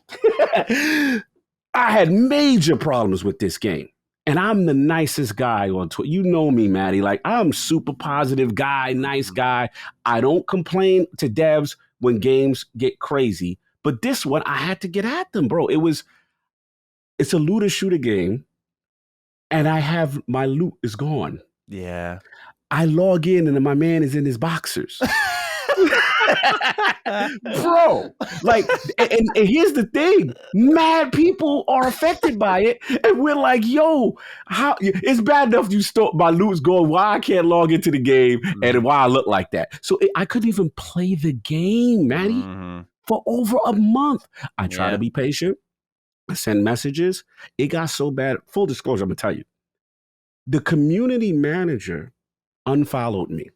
And let me tell you why. Here's the fun part, right? Not to get too messy because we get a little messy. But it's good. Here's the thing.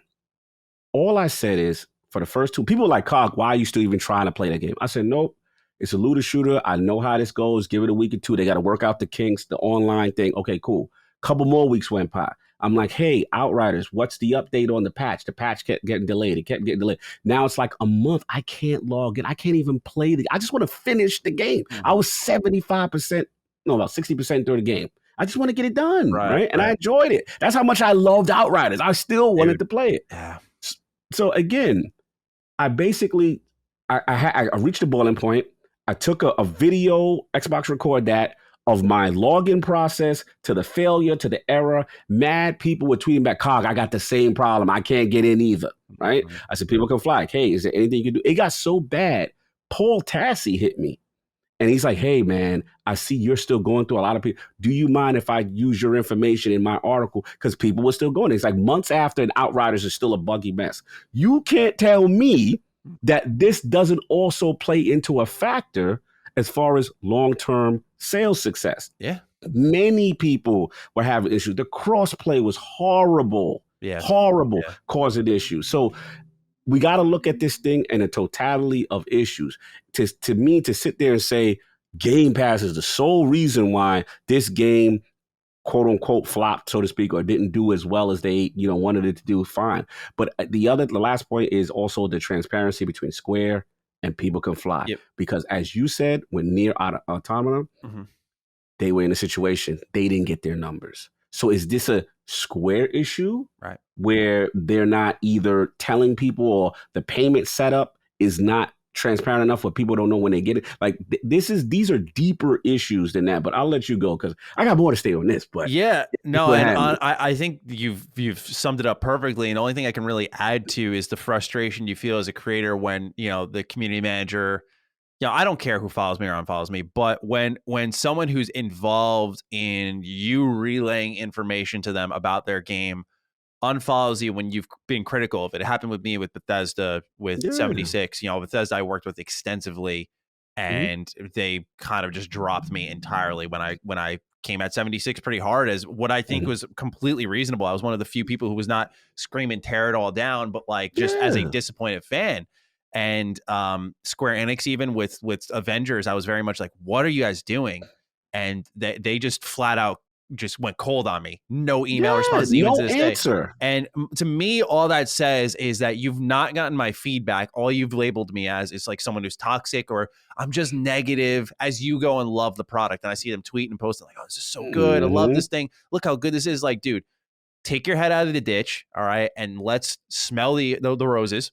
All right. This is what's actually happening in your game. So on a personal level, I can just say I totally get that. The frustration that's there is immense when that happens, because it's like, just to jump in real quick. No, please. I'm sorry, because the thing that frustrated me, Maddie, was that I just want show me the correct way to actually voice where do I get help, or they're not even pointing me in a direction. Say, hey, go to this forum, go to this. Just tell me if you feel me tweeting about it and sending a screenshot and I'm adding you like, hey, when am I? And all I said is, hey, when are we going to get an update on this? It's been over a month. I can't log into this game. Yeah. I paid for this game. Yeah. I just want to play it. I can't log in. And that's the thing, is it was a testament to how fun the game was, right? Because me and Colin had a spoiler cast review discussion on it, and we both found it incredibly enjoyable. Oh yeah. And what a lot of people forget is like there, as you mentioned, there were times where you could not sign in, and for me, usually that is like, I'm not an online server dude. Everyone knows that. Like, I like my single player, fire it up, play it. Dude, I stuck through it with this game to beat it. All of that bullshit. And many people did, because it was legitimately the cycle of gameplay and the powers, the abilities, I thought were so fun. Yes. It was worth it. I agree. But it didn't make it less frustrating. And hey, let's not forget one thing. This type of launch, with its server problems, its inventory wipes, and also just through the hands of people can fly, the post-launch changes they made to classes, nerfing stuff, which people are like, why would you nerf stuff in a game that's like, why? It's PvE. Why are you 2 nerfing weeks me? in? Yes. That's unheard of in looter shooters. Yeah, that right. Was early. Not a and good people choice. like, yo, your game ain't fixed, but you out here nerfing stuff? Yeah, Continue. exactly. This came 4 months after Cyberpunk. People don't forget that fast. Gamers never forget. So when they start to hear, I don't know why I said hear when I sniffed, but you smell them bugs. You smell them bugs, and you're like, I just heard about what happened with Cyberpunk. Maybe I'll wait for a couple of patches. Yeah, your game's not going to do that well. So I feel I'm right there with you. I think it's pretty ignorant to suggest immediately it's only Game Pass. Hey, like, I'm one of those people who played 40 hours, did not end up buying it. You know, I bought it afterwards, I'm saying, but like, most people aren't like me. When you play it to completion, you're not going to buy it to support the dev or whatever, or to do diligence for your content creation. But, you know, it's just one of those things where I'm sure there's a small factor there of people who played and didn't buy. Right. But once again, the relevance it brought to the table there, I think would have been much more shrunken down without Game Pass in the mix. I agree. Completely agree. Great topic. Good question. Absolutely. Let's get into number 3, a little bit of a quicker one. QuakeCon 2021 begins this Thursday, and just like with Call of Duty and a couple other things, free listeners, it has already happened for you. Leaked on Bethesda's own schedule for the show is what is referred to as a, quote, revitalized Quake, end quote. And then the post reads, Quake is back. In this special stream, John Linneman from Digital Foundry talks to Jerk Gustafson of Machine Games about the title's iconic legacy and what it means to both of them. The pair will also discuss the additional content Machine Games have contributed to this revitalized edition. So we got Bethesda getting into some sort of a remaster bag, if you will. What do you make of Quake coming back? It's interesting. I'm curious. I'm a huge fan of John. John's the homie. Shout out to Digital Foundry. Yeah, I want to see what they got cooking. The remaster. To me, the most thing that's interesting, I want to throw it back to you, is Machine Games. That part's interesting to me. Like, I don't know. Like, what do you think? Like, them making the additional content.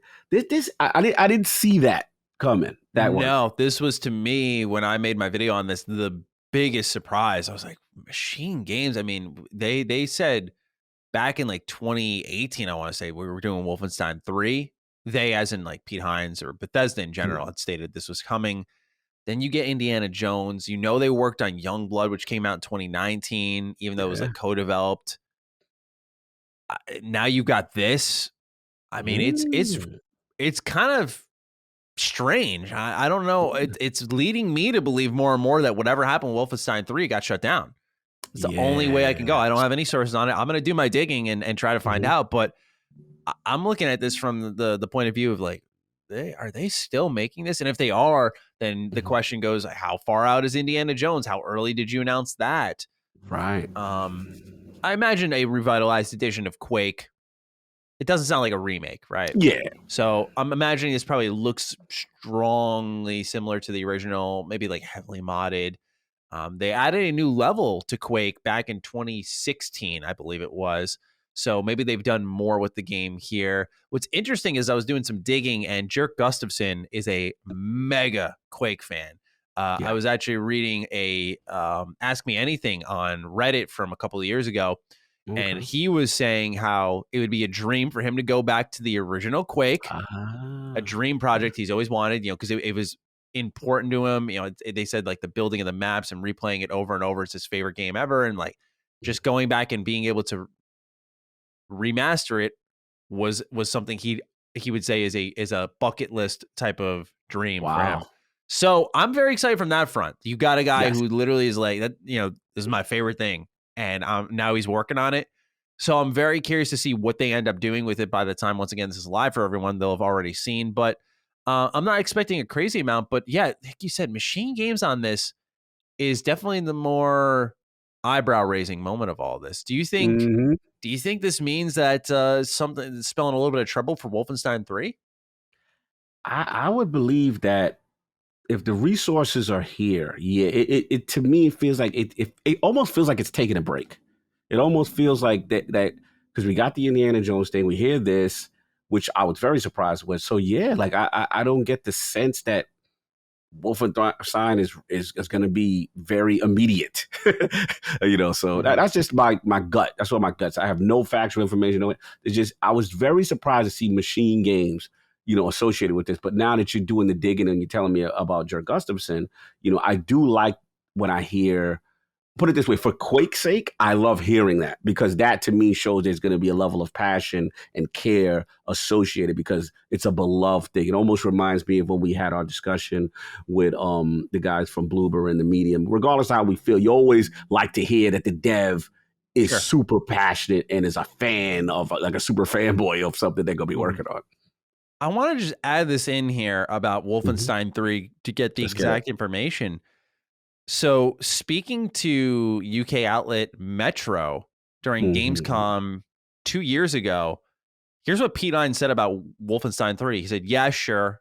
Absolutely, we're making a Wolfenstein 3. They said on stage that they're taking a break from the larger story to do this thing, but we still all have to see how that ends. And this was in response to Wolfenstein Cyberpilot. So this was like an in-betweener or whatever game.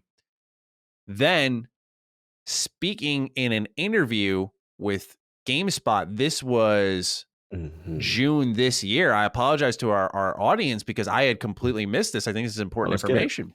Yeah, this is good. Justice Pete Hines was asked specifically about machine games and whether or not the studio might still be working on Wolfenstein's franchise as a whole. Hines said that for now, the studio is still in the very early stages of working on its new Indiana Jones project. However, he also hinted that the studio might be working on something else, possibly involving Wolfenstein. Quote, where we are for Wolfenstein, or quite honestly, any other franchise that we don't have announced plans on, we'll have to wait until we get to the point of wanting to talk about it, end quote, Hines explained. So he was a little bit more dodgier than saying like, yeah, we absolutely are. Right. Yeah. And says, while Hines didn't confirm that Wolfenstein 3 is in development, he did express that he's just as big of a fan of the series as many others are. Quote, you can put me at the head of the list of people who want to see another Wolfenstein game, so no worries there, end quote.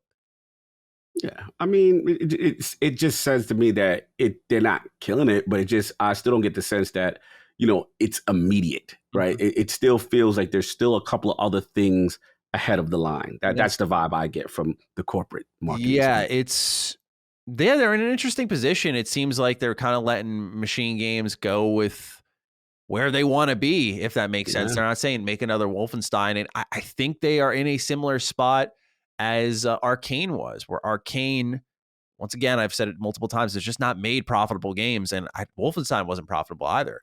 That's a good point. And so good point. Indiana Jones, I can't fathom that game not being profitable to some extent, but Avengers has taught me that it's not always a slam dunk. Not always a guarantee. Very true. But I just have to think that there's a good chance that this game is profitable compared to the other IP they've worked on. So maybe that's why they've leaned this way as well. There's a business decision behind it. Obviously, I have to imagine there's passion there too, but just something worth tossing out there. Excited to see what this new version of Quake is. Did you have any history with Quake? I haven't played much of it. Not much. I mean, not as much. Wolfenstein is more my bag, so I was curious to see what they're doing there. Yeah. But I'm actually. I will say this though. I'm going to watch that because I want to see what they do with it, how it looks. You know what I'm saying, in a next gen kind of setting, and what really goes on. So, and Linneman's my guy, so I'm dying to see what they're cooking up because these guys are super pumped. And especially Digital Foundry with like their tech analysis side of things. I'm curious what that means with that combination, right? Like, what are they going to be showing off that demands someone who knows as much as someone like John? Yeah, maybe I'm overanalyzing it, but I just think I think it could be possible that there's more. We gotta get John in the realm of the Dukes, man. He's a good dude. I would like that. No complaints here on that. I'll definitely make it happen. Number 4. Developer Kit Fox recently released their most successful game yet, Boyfriend Dungeon, and has come under fire recently. It is a dungeon crawling dating sim where you can wield your romantic partners as weapons. And if that sounds like your thing, then it's available to you through Xbox Game Pass right now. Since release, things have spiraled out of control a bit. The game provides an initial content warning, but some didn't feel prepared for the dark topics the game would delve into. This led to the team updating their content warning and posting the following tweet. Quote, the content warning for Boyfriend Dungeon inadequately describes the events of stalking and emotional manipulation that exist in the story. We'll update the game next week with a more accurate content warning. We apologize for any hurt is inflicted by our mistake. Thank you for playing, end quote. Now players are attempting to take matters into their own hands by demanding the team remove portions of the game or even adding opt-outs for moments that make them feel somewhat uncomfortable. It has led to the harassment of one of the main actors, Alexander Gross, who had to take to Twitter. Quote, hey, I can't believe I have to address this, but please don't send me hate messages about my character in Boyfriend Dungeon. I know he sucks, but I'm just his voice actor. Please be respectful. Saying it reflects poorly on me to play a character like this is so confusing. There's bad people out there. I don't support what these kinds of people are doing, saying, thinking at all. It's just acting, y'all. End quote. Very interesting. Wanted to get into this one for sure. Asked you late last night. I was like, yo, you want to get into this? Let's do this. So I want to start off with you. Where do you sit on people taking the artistic interpretation of pretty dark topics and saying, please allow opt-outs, please remove this from the game? How do you feel about the length people are going to sort of, if you will, censor what Boyfriend Dungeon is trying to do? Let me first thank you for bringing this to my attention, because I didn't know any of this. I heard about the game. One of my friends I was online with, he's playing it, and he was like, yeah, Boyfriend. It really has a big following. Like, people really love this game. Yeah. So, to the questions cut to it, I am not a fan of it. I'm always pro, as far as fan of people trying to tell developers what to do with their game. Yeah. I am not a fan of that. I always feel this is an art. It's artistic expression. And in this case, listening to all the accounts, both sides, that's what the content warning is for, right? Because apparently from what we hear, there's like a very stalkerish character, very, character who's really trying to slide into DMs or whatever this character is doing, that is very aggressive. And, from my understanding, there was a content warning, right?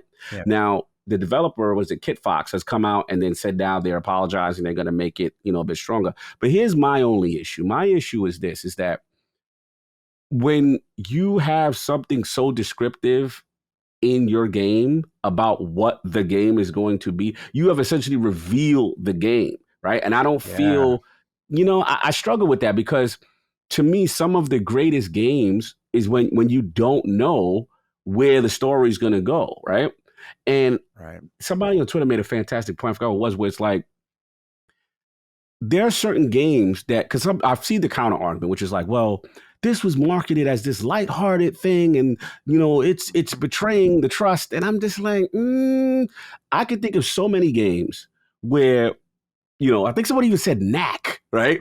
And it was like marketed like this lighthearted thing, and then it was like really dark, right? So at that point, is it wrong for the dev to not spoil their entire story? And even in this case, they gave a content warning. They did say, Matt, hey, they're going to have some, stronger tones on this level. If you're not comfortable, blah, blah, blah. So, that just my basic from the outside looking in, I'm curious to get what you thought on it, because I do struggle with gamers trying to dictate to developers how to make a game, right?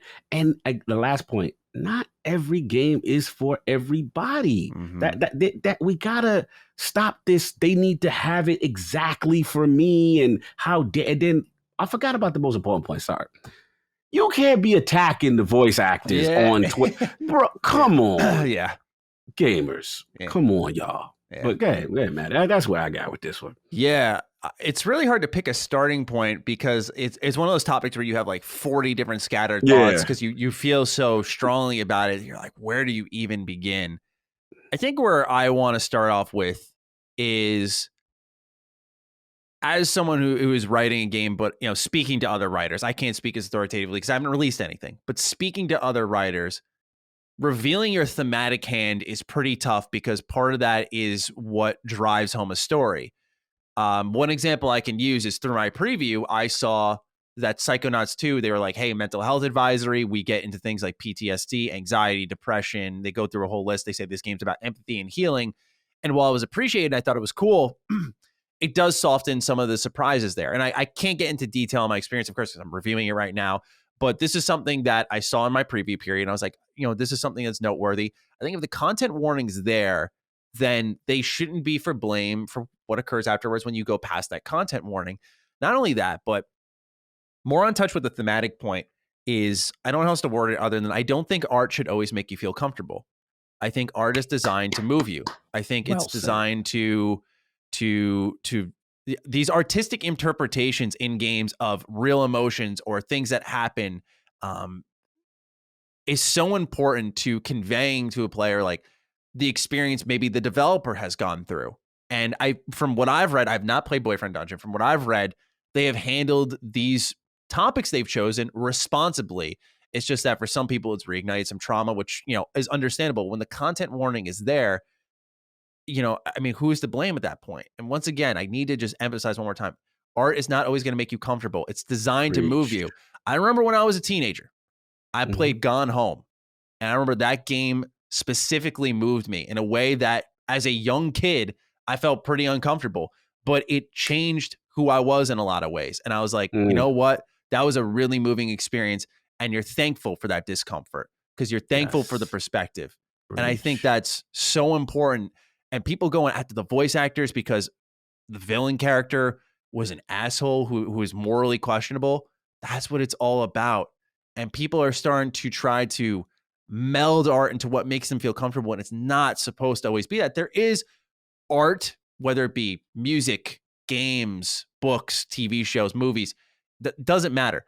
They will be happy, cheery. There is that there. Yeah. Or that does not dive into the serious stuff. And hey, if anyone's ever paid attention to my content, you've heard me say in multiple reviews probably, when a game's fun, it reminds me that sometimes this industry is always trying to tell you a dark story, trying to make you feel a thing. And you can tell when there's a little bit of try-hard energy in these games, replicating like a formula from another title. It's like, dude, either just tell your story. If it ain't working, let's lighten the load here and make something more fun. Because games ultimately are also fun. But a lot of them are now developing into a medium to tell you something much more compelling and impactful because it's interactive. So you feel it a little bit closer. And I think that's so important that people don't try to, go into the length of a voice actor. It's one thing to try to say to the developer, you've expressed discomfort or frustration with their title. It's another thing to tell them what to do and then to go after the actor of a character. That's like, now you've got to shake the actor's hand because guess what? They have done, or actress's hand, because they have done such a phenomenal job. You forgot they were fucking fictional. You forgot. Preach it. That's when you know they doing it. When you hate that character, you know they did a good job. Fucking wild. So once again, I don't want to come across as not sympathetic. If someone's gone through something serious and they played this game, they were like, shit, that kind of unearthed some stuff that I would have rather left in my past. I respect that. I understand that. We've all been through our own shit. But when there's a content warning, and then now an even more emphasized content warning, and you still are going in after all this discourse, there's no one to blame but yourself. Couldn't have said it better myself, brother. You killed that. That's exactly my feeling. Thank you. But I just really wanted to talk about it because I think, we're entering an age where the internet's very strong and it's very quickly, you can feel like you're getting overwhelmed and just chipped away at, and you start to feel the knees buckle a little bit. I'm happy Kit Fox is taking the approach of like, let's update our content warning. Do not change the content of the game. Do not change the content. Don't change the content. Even if it's bad. Do not change it. Need that, brother. There's so many games that hit that category where I'm like, wow, it went there, and I was happy that the game did. And I think about something like Hellblade and how it tackles psychosis, right? And there's so many experiences and so many things that are not comfortable, that are not cookie cutter, right? And again, I think it's needed. We can't have everything happy-go-lucky, yay, sunshine's rainbow. Life is not like that. And these experiences, to me, it diversifies that plate. It makes everything, there's a little bit something for everyone. And if you just try to make everything one way and you allow that influence to I'm not with that, bro. Like I don't like it at all. And that's the only thing about the industry that I really have empathy for developers, because it's like, man, allow them to create, allow them to do what they want to do. And hey, if you don't like it, or not if you don't like it, if you say, hey, you know what? Because there's some people that say, hey, yo, I can't play that, that'll put me in a place. That's cool, right? The only issue you can only say is content warning, but even with that content warning, I still don't feel they have to be lettered on, chapter 2, this character is going to do, like, come on, don't have to spell out the entire narrative of the game just to appease a certain base. Nah, I'm not with that. I agree, because there's a good chance that base isn't even playing the game is what's happening. I think the most vocal people haven't even touched the game. What I'll say is I kind of want to play it now. I kind of want to look into it. Yeah, now I'm like, I'm interested now. I'm like, what's going on? Like, I want to know about who sliding the deal. Yeah, like now it's on Game Pass, so I think I'm gonna give it a look. But wanted to cover that one big time here. Great topic, sir. Let's move on to number 5. When Control released in August of 2019, the game didn't even chart. That stat alone will make your head whip when a bit more, considering the developer Remedy has now revealed that the game has surpassed 10 million total players in an investor note. The success carries into a multitude of plans revealed by the very busy studio. Starting off, the big budget project being made in tandem with Epic Games has officially entered full production. Rumors have suggested this may be a direct sequel to the Xbox 360 exclusive Alan Wake.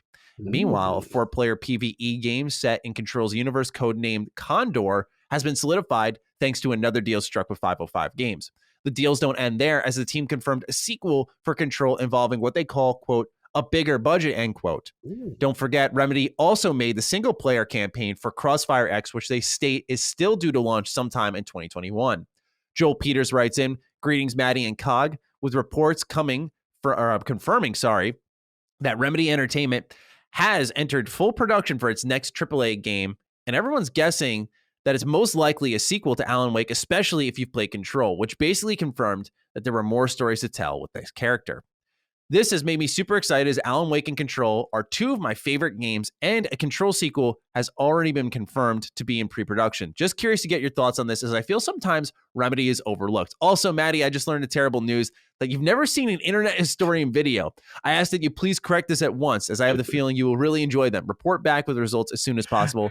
Thanks for the show, Dukes. Have a fantastic day. Joel, write in again next week, so when I'm writing the script, I will fire this one up.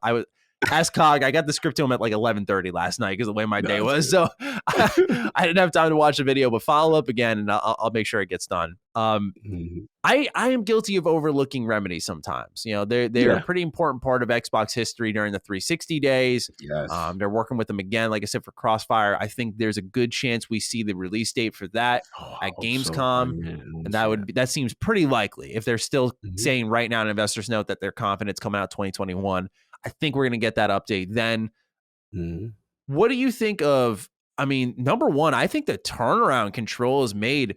I remember when it came out, dude, it did not enter the sales charts. It was dead on arrival, but through next-gen releases, Game Pass, word of mouth, this game has had some serious legs, and now it's getting a bigger budget sequel, 10 million plus players, plus more Alan Wake possibly. Where do you at on Remedy?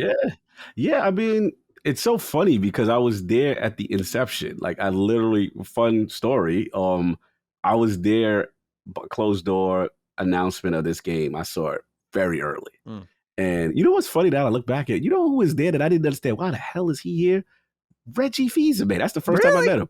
Yeah, really? I'm like, why is Reggie in this room? Cloud version set up. Guys, I'm thinking about bro, I literally thought about it now. I'm like, what does the Nintendo Switch have to do with this AAA? Because like Sam Lake's in there, by the way, Reggie had the goons with him. He had Reggie travels with his security. Really? I better not get close to Reggie. Wow.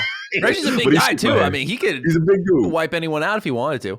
Yeah, but he had the shooters on deck. I could not get close. But salute to Reggie. Salute to 505. Yeah, I got a chance to see it. I thought the game looked promising. The powers, the whole thing. And then of that whole Alan Wake, and they're coming off the Quantum Break. So it was a big hoopla about the release. And then obviously it comes out, and we saw what initially happened, right? So it was like, kind of thing. And then you see the next-gen updates to turn around. And then people starting to get on with it. And I'm not gonna lie, I'm excited about this. Two things. One, the Alan Wake connection with the end, right? And clearly some linking. Mm-hmm. But the other thing, there's a part of 4-player PvE. What's going on here? Yeah, that's interesting. I want to know what that's about. Like, I'm intrigued because I'm a co-op guy, but then there's a part of me like, can they pull that off? Right. I want to see what that is. And then, like you said, in the notes, and then Crossfire X, I am very intrigued by that game. Mm-hmm. I think that's a game that could have some potential, especially with one thing about Remedy, you got to say, like, with narrative and storytelling, for the most part, they're generally solid. And I want to see what they can do in that space with Crossfire X. So I'm excited to see them turn around. I'm excited that the numbers and everything has come full spurt, because it was spooky at one point. But where do you sit with Control? You Control guy? I've never played Control, actually. That was another one I really slept on. That's why I just got to do that. I think that is on the list this holiday period when we take some time off. That will be one of the games I get to. It's not super long. I know Chris raves about it. I know it's really fun. So I've got to get to that. I was a Quantum Break fan. I really liked that game. I thought it was fun to play. I beat it a couple times. I love the whole TV show idea for it. It was kind of like quirky and different. I forget the name of the actor, but he's Littlefinger and Littlefinger. Yeah, I was just thinking the same thing. I was like, you talking about Littlefinger? I love him, man. I love him. There's just something about the way he acts that I get a kick out of, but I also think he's very compelling.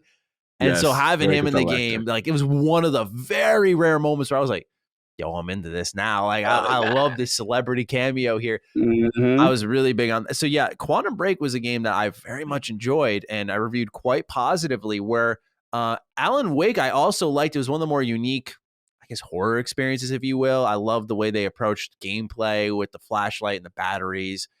That's one I kind of feel like I'm going to need to replay to appreciate what Control does, because I feel like a lot of the hype from Control has come from the idea that it connects to Alan Wake in some way, or they share a universe. I'm not quite sure. And that is what got me interested in Control enough to be like, all right, let's, I'm going to give this a look. But beyond that, I think I got to do a replay or watch a recap. But yeah, Remedy's one that I'm always curious how Xbox hasn't, not to devolve this conversation into acquisition talk, but like, how is Xbox not wrap these guys up? They're working together again with Crossfire.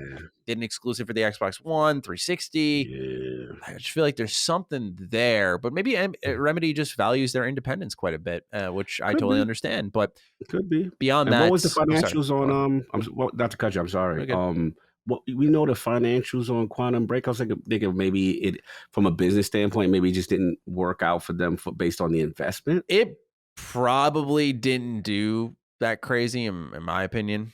So that would be my guess, because I just think of the real life filming they had to do on top of making the game. Yeah, and it was very ambitious initially. They would talk about like a TV show coinciding with episodes, and it was super. They actually scaled it back a bit. Yeah, and it felt already crazy with what we got. So I can't imagine what the original version was. But yeah, I can't really imagine that one was super profitable.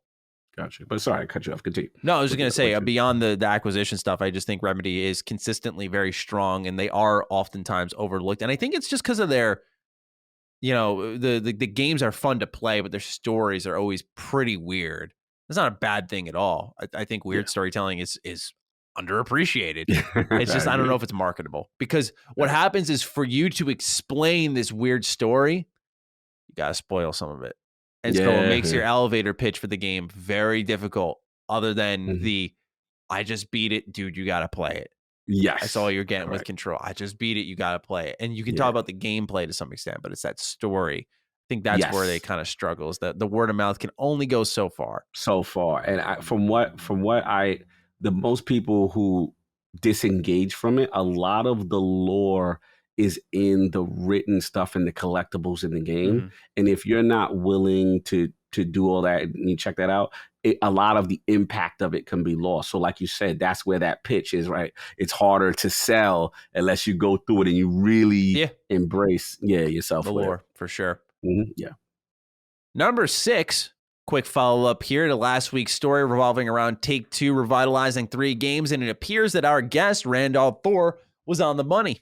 A report from Kotaku has surfaced and claims that the PS2 era Grand Theft Auto 3, Vice City, and San Andreas are being remastered in a trilogy package. It'll use Unreal Engine, blending old and new graphics that'll remind fans of a heavily modded version of the titles. This is all being headed up by the recently added Rockstar Dundee, and if all things go swimmingly here, then there is more work for them. Kotaku states that the highly requested Red Dead Redemption is on the table as a potential remaster. You into this at all? Going back to some of the old GTA games? Probably not. Yeah, but this is going to do well. Yeah, this is going to do well. Oh, man. They're gonna kill it. Shout out to Rand. He was on it with this. Yeah. I'm actually interested in the second part. Yeah, no, I was gonna say we can transition right to that because I'm in the same boat as you. I'm not crazy about GTA. That Red Dead at 60, man. Mm-hmm. That's what I need. Mm-hmm. And Sav is a huge Red Dead fan. I got mad. He gets mad at me because I didn't finish it. I'm just like, I just want the 60, bro. And that game is like, you can live in that world. That world is amazing. But that's all I was. So I was like, oh, remastered. Okay. All right, let's see what's going on. And what about you? It's more appealing to go back to because Red Dead 2, amazing game, but it is fucking long game, man. I don't think the epilogue was needed to be as long as it did because that's what really stretched it out. I think it was like I finished the story of 50 and then the epilogue was another 10. I'm like, yeah, this is a whole new act. What do you mean epilogue?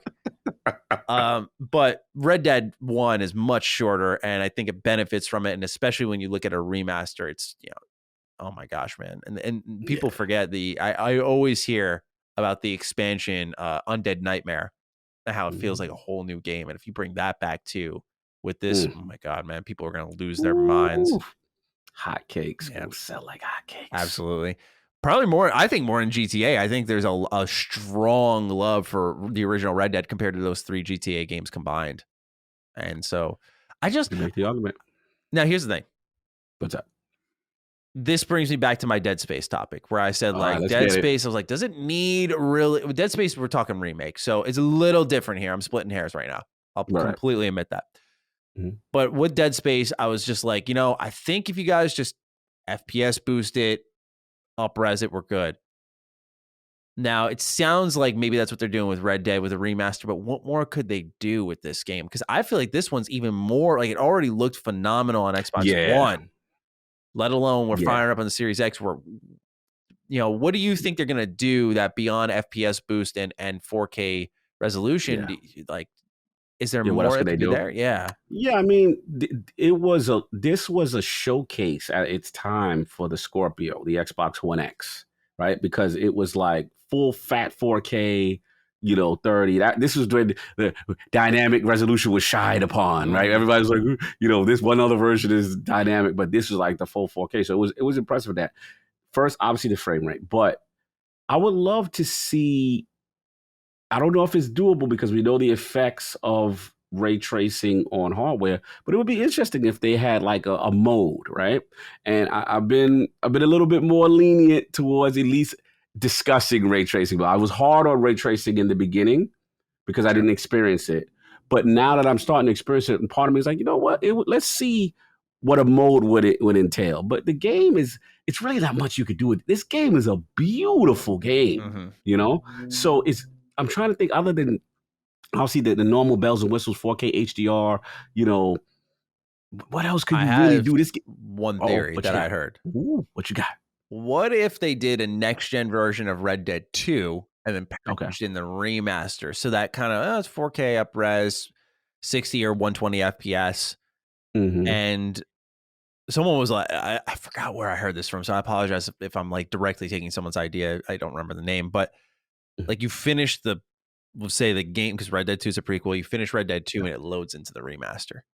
Almost. Oh, now that would be kind of crazy because it's like now you got to beat this 50-hour game to reach it. But separately speaking, I think do you think if they do a next gen version of Red Dead 2 and just package in the remaster is almost like a bonus, sort of like what Call of Duty did? I think when they did the Modern Warfare campaign remastered with, I want to say it was Infinite Warfare. Yeah, one of those. I remember when they did that. Yeah. I'd be interested. Is there precedence though? Right? Is there I'm trying to think with Rockstar specifically. I don't recall they've ever done anything like that. That's the only thing. I mean, I could see they it haven't. on one. It's just an Yeah, idea. one aspect I could see it, but the other aspect I'm like, I don't know with their business model if that's something they want to even really entertain. And yeah, right. They could sell it easily. So yeah, they may just like, yo, bro, we gonna say you gonna buy this. Point taken, right? Yeah, point taken. Yeah. There's no way they're gonna take my idea. why sell them? Why sell them one thing or two things for $70 when they can sell us? Or I'm sorry, combined. Goodbye. Yeah, rather than one thing $70 each. So yeah. Yeah. Business. Yeah, you know, no, you're totally right. Stuff. Number 7, our final bit of news here, coming soon to Xbox Game Pass, available right now. You can get Star Wars Battlefront 2 and Jedi Fallen Order on the cloud. Need for Speed Heat is also available on the cloud, and Humankind is available on PC Game Pass. Now, for our patrons, August 19th, Recompile, Train Sim World, 12 minutes, all come to Game Pass, cloud, console, and PC. Psychonauts 2, cloud, console, and PC on August 25th, and Myst, cloud, console, and PC, August 26th. Any big ones here sticking out to you? 12 minutes, Psychonauts nice. 2, maybe? Oh, yeah. All that, man. Psychonauts 2. Myst, you know what's funny, though? I'm seeing a lot of cloud inclusion. Yeah. You know? Yeah. Seeing a lot of that. Even with the Star Wars, the Jedi Fallen Order, I thought that was interesting. So they are really committed to the cloud aspect with a lot of these Game Pass games. That's very interesting. And then when we talked about the touch controls, and then like they are doubling down. I'm noticing this is not something they are going away from. So keep an eye on that. And Myst is a classic. I mean, we all know about Myst and the history there. But yeah, for me, 12 minutes this week. Got to get that on. And then the reviews came out for 12 minutes today. How's it looking? It's interesting. I only watch Skill Ups because I really like how he delivers his thoughts. Shout out to Skill Up. What I'm seeing is I think this is gonna be a more divisive game. Like what one person will think is like a thoughtful approach of the puzzles, some will be frustrated with. And what some will like with the repetition of, going through this time loop, like you're really kind of stuck and trying to figure it out, some will not like. And what I was hearing from Skill Up, and he recommended I do the same thing in my reviews, is sometimes you get this feeling, right? You're like, I think I might be one who isn't in line with the public opinion. He's like, watch other reviews here. Yeah. Because he's like, he was kind of saying, like, if you fill up a table of podcasters, each of them are going to have different thoughts on this game. Of course. So I feel like it's one that's perfect for Game Pass because you can play it, check it out, and be like, all right, let's see if this is for me. But what he was saying sounds like it would probably wear me down, but I don't know if that would apply necessarily to you, because he mentioned like you'd have to go through the same dialogue choices to get to the new thing. You had that ticking clock of 12 minutes before you reached your same fate, so you had to find a way out of it. And I want to play it. I do want to play it. It sounds really interesting. Obviously, my priority is the Psychonauts 2 review, but I do want to get to this one, and I'm curious if you do end up playing this. I'd love to hear your thoughts on it. So yeah, Saab actually hit me up. Yeah, he's hitting it too. So yeah, this is definitely on the list. I'm definitely going to touch that tomorrow. Awesome. Well, that's all we got for the news. And speaking of Game Pass, it's time for our Game Pass pick of the week. We'd love to take audience submissions for these as well, so we're always encouraging you to write in if you have a Game Pass game you're particularly infatuated with, that you write in about it, just like Kendrick Lukenbach did. He says, what's up, Dukes? Got to give a Game Pass edition shout out to Art of Rally. If folks out there are excited for Forza Horizon later this year, you got to check this one out. It's colorful, artistic, yet so much skill in every car in this game. The campaign starts in the 70s of Rally all the way to the modern day, so you can feel the progression of car technology. There's also a few free roam maps akin to Forza Horizon. Don't overlook this one under the hype of 12 minutes and Hades. Thanks, Dukes. Best to you and your families. Thank you, Kendrick. It's a great suggestion here. I've actually never looked into Art of the Rally. What I love about the audience submissions and why I always ask about them is not, of course, just to get them involved, but because we hear about things. There's so many games in Game Pass. It's a library that I just find myself going, I've never heard of this. Like Art of the Rally. Never heard of that. It's one of those games, man. That's a business decision game, right? It's I look at it and I go, that looks good. I can't though. Can't right now because it is. Yeah. So I feel you on that. Yeah, it looks good though. It looks good. The art style looks nice. Absolutely. Yeah, I think it looks really good. So definitely give this one a look. But if you want my personal suggestion, I'm taking charge this week. I got a little casual with this one. MLB The Show 21. It's been about 4 months, and your boy's stepping up to the plate now. Finally. Yeah, right. And this has been a great remote play game. Stream it to the tablet. Okay. And I've been really liking it, man. I've been doing a franchise mode with the Mets, and I'm doing some things that they're not doing right now in real life. I'll just say that I'm hitting the fuck out of the ball. You know, I'm winning some games. Because with sports games, the biggest benefit you can give yourself is you pull out for a while and you come back in. So if you're like me, I've not played the show since 14. Okay, wow. So for me, sitting down with 21, seeing the progression of the graphics, the commentary, the stadiums, I mean, the pitching mechanics, it's impressive. And even if you're not really crazy into sports games, I feel like the franchise mode, the difficulties and the micro, like I'm playing on the max thing. So I'm like managing trade deals, free agent signings. I'm doing my farm system. There's something there that I think even if you're not into sports games, I gotta say you can get hooked pretty quickly into the fine tuning of your franchise, setting up advertisement deals. Like it's wild. I love how deep they go with it. And while it's not the main grab, right? It's always the be a pro or the dynasty mode, whatever they call it. But for me, this franchise, it's been I don't remember the last sports game I sat down and was like, I'm really digging having my own season, right? Season mode used to be a go-to when I was a kid, but then it was about create a pro. Now I'm a young adult. I'm in there, like I'm playing like Steve Cohen. I'm like, who's my brand deal here? Like who am I sponsoring? Right? Like it's been really nice. So it's been a game that I pick up every now and then. Usually like on it's maybe like 1 a.m. We're winding down. You were mentioning how Microsoft Flight Sim is that game for me. MLB The Show, it demands your focus a little bit, but what I love more than anything, I don't know if it's a new edition or not, they're scaling difficulty. So as you pitch more and you start getting better, as you start to hit better, it gradually moves you up. So you don't play as like easy, normal, hard. And it's like, well, hard's way too difficult, but I'm hitting the hell out of the ball on normal.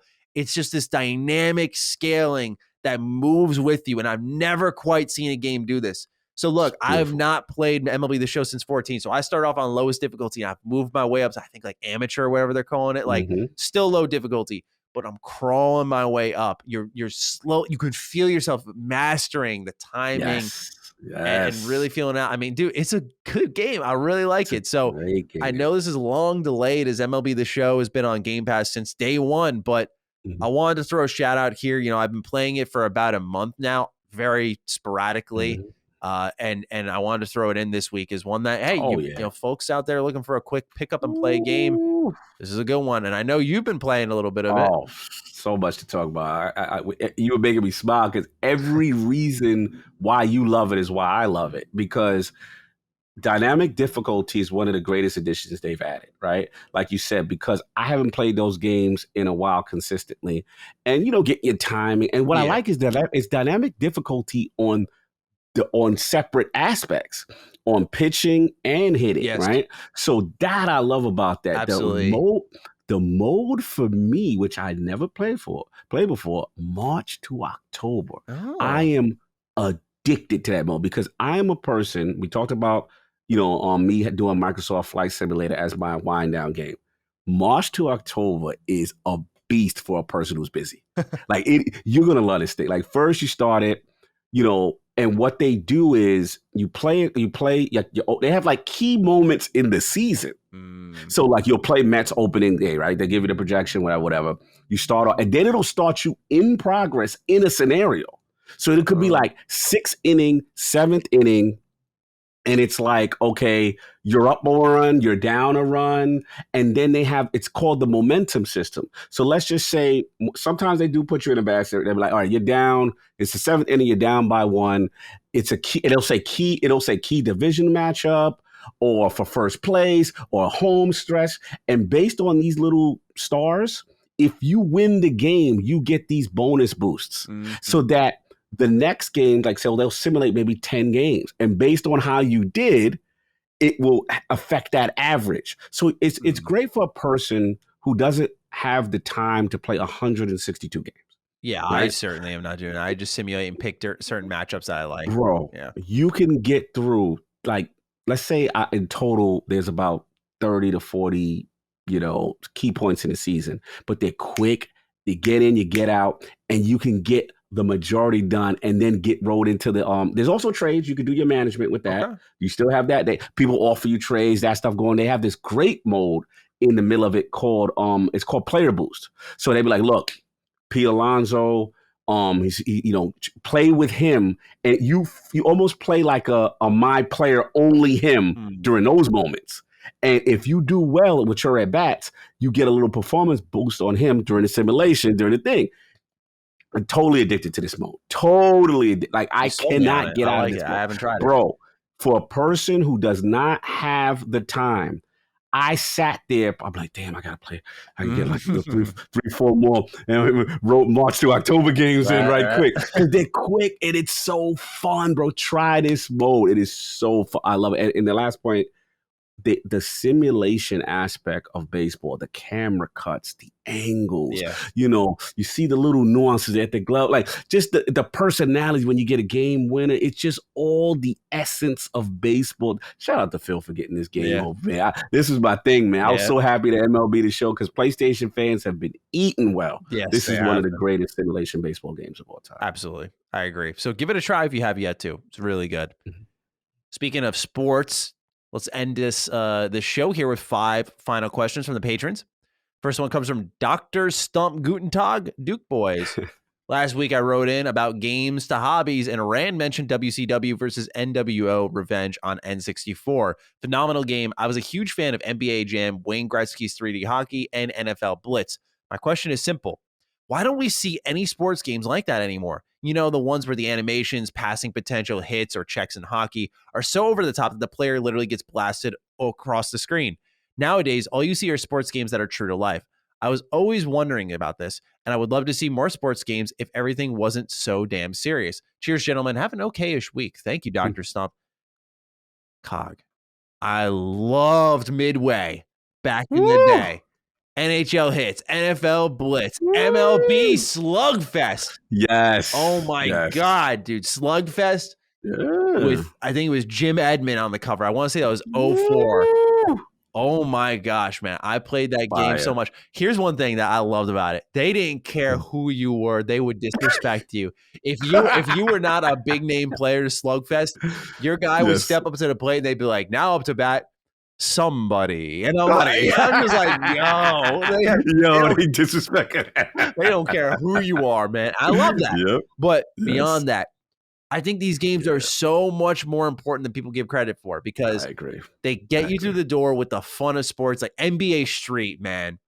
Oh my God. This was important to me. This was so important as a kid, because I didn't care about NBA or basketball. I still kind of don't. But when I did, these games were big for that, because, dude, you were trying to imitate the dance moves they were doing on the court. And, dude, I loved NBA Street.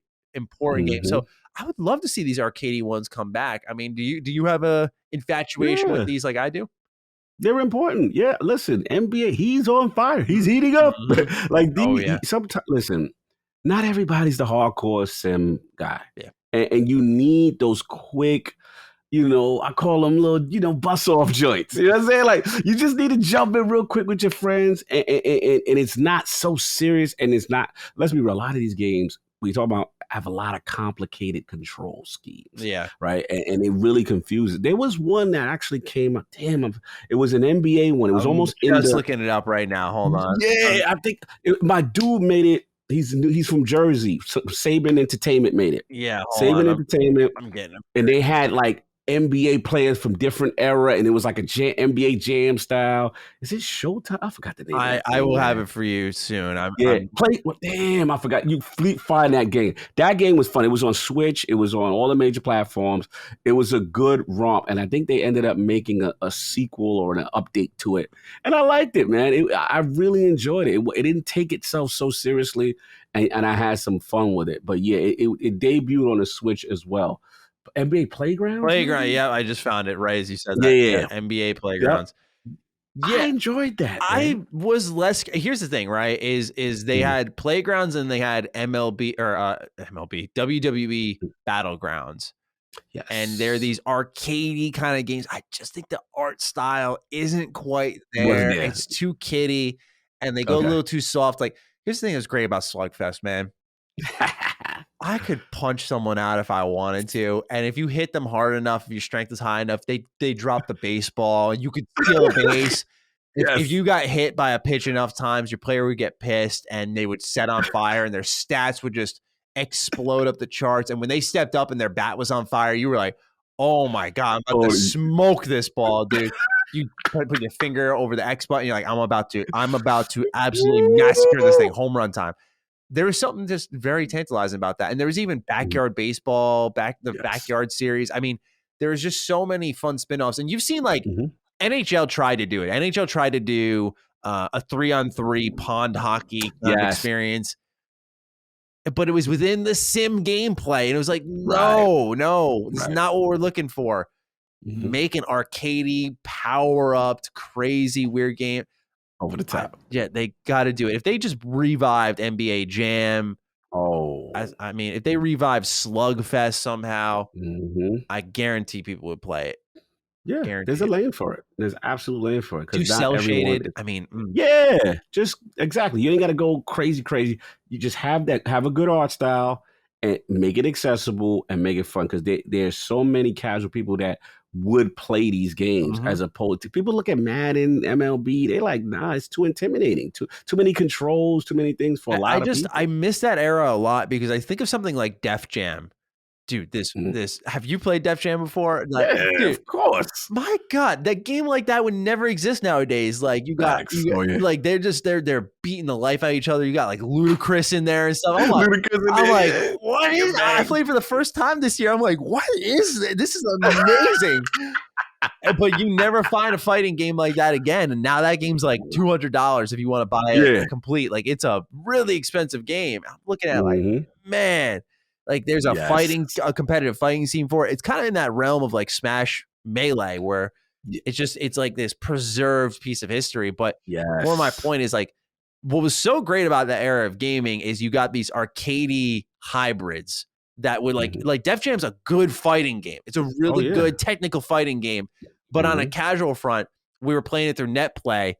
And we were having a blast because we were just like elbow dropping, hitting each other with like bricks, bats, the finishers. I mean, it's this like on a casual front, it's just wild. It's so wild. And so, yeah, I just would love to see. I get games are more expensive to make nowadays, but an indie kind of budget it would have to be approach. the indie scene. Yeah, it would have to be the indie scene, I think, for them. Because if whatever reason, I don't know what it is that I feel like the AAAs are kind of going away from. So I don't know if it's like they looking at it as a risk, but like, it's weird, man, that we don't see more of them anymore. Because I missed that era. That was the era. Yeah, and we've seen attempts. Like, I think there was a hockey game that tried to. I'm sorry, I don't remember the names of these, but they've tried to make arcadey versions of them, but they just haven't been that sort of blending of like what was great about. I always go back to Slugfest is.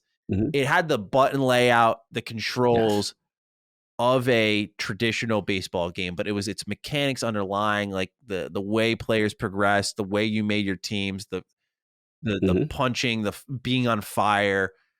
The way they did all of this is what really made it where I was like, all right, this is still a baseball game, but it's a way more fun version of baseball for many people. Yeah. Last point I think for me could be another potential issue could be the licensing, you know what I'm saying? And how much, this stuff costs to get that MLB license on the thing and the NBA license. And, these deals get cut. And then we start to see the sad part. You start to see like what EA with the Madden, where they got that exclusive thing and no one else for the most part can't make. I know in the simulation space, but it's like, I don't even know if you can even make contractually, can you make an NFL I don't game? think you can. I think EA's got that completely locked down where it's just stuck to Madden. Yeah, and again, when you have those deals in place, that's what just makes me frustrated because, I've had people on ILP who are like hardcore, and they would tell me like from an animation standpoint and from an AI standpoint, whether it be the offensive line, like Madden hasn't upgraded in years. No, it hasn't. So that's where you see the stagnation, and you need the competition to then push these people forward. But to your overall point, yes, we need more of these type of games. Definitely. Agreed. This one's all you. Trent and Diana writes in, greetings, Dukes. The question is mostly directed at COG. This is all directed at COG. I take no offense, by the way. This is all directed at COG. With the release about a week away, what are your thoughts on the upcoming Destiny 2 expansion, The Witch Queen? Also, have you been enjoying the seasonal content for the game as of late? Thanks. I know with this new showcase coming up and everything, like I have not paid attention to Destiny for years to do. It's just all you. This is all you. Go crazy. It's shout out to Trey. It's a hot time in the community right now. This is the big one.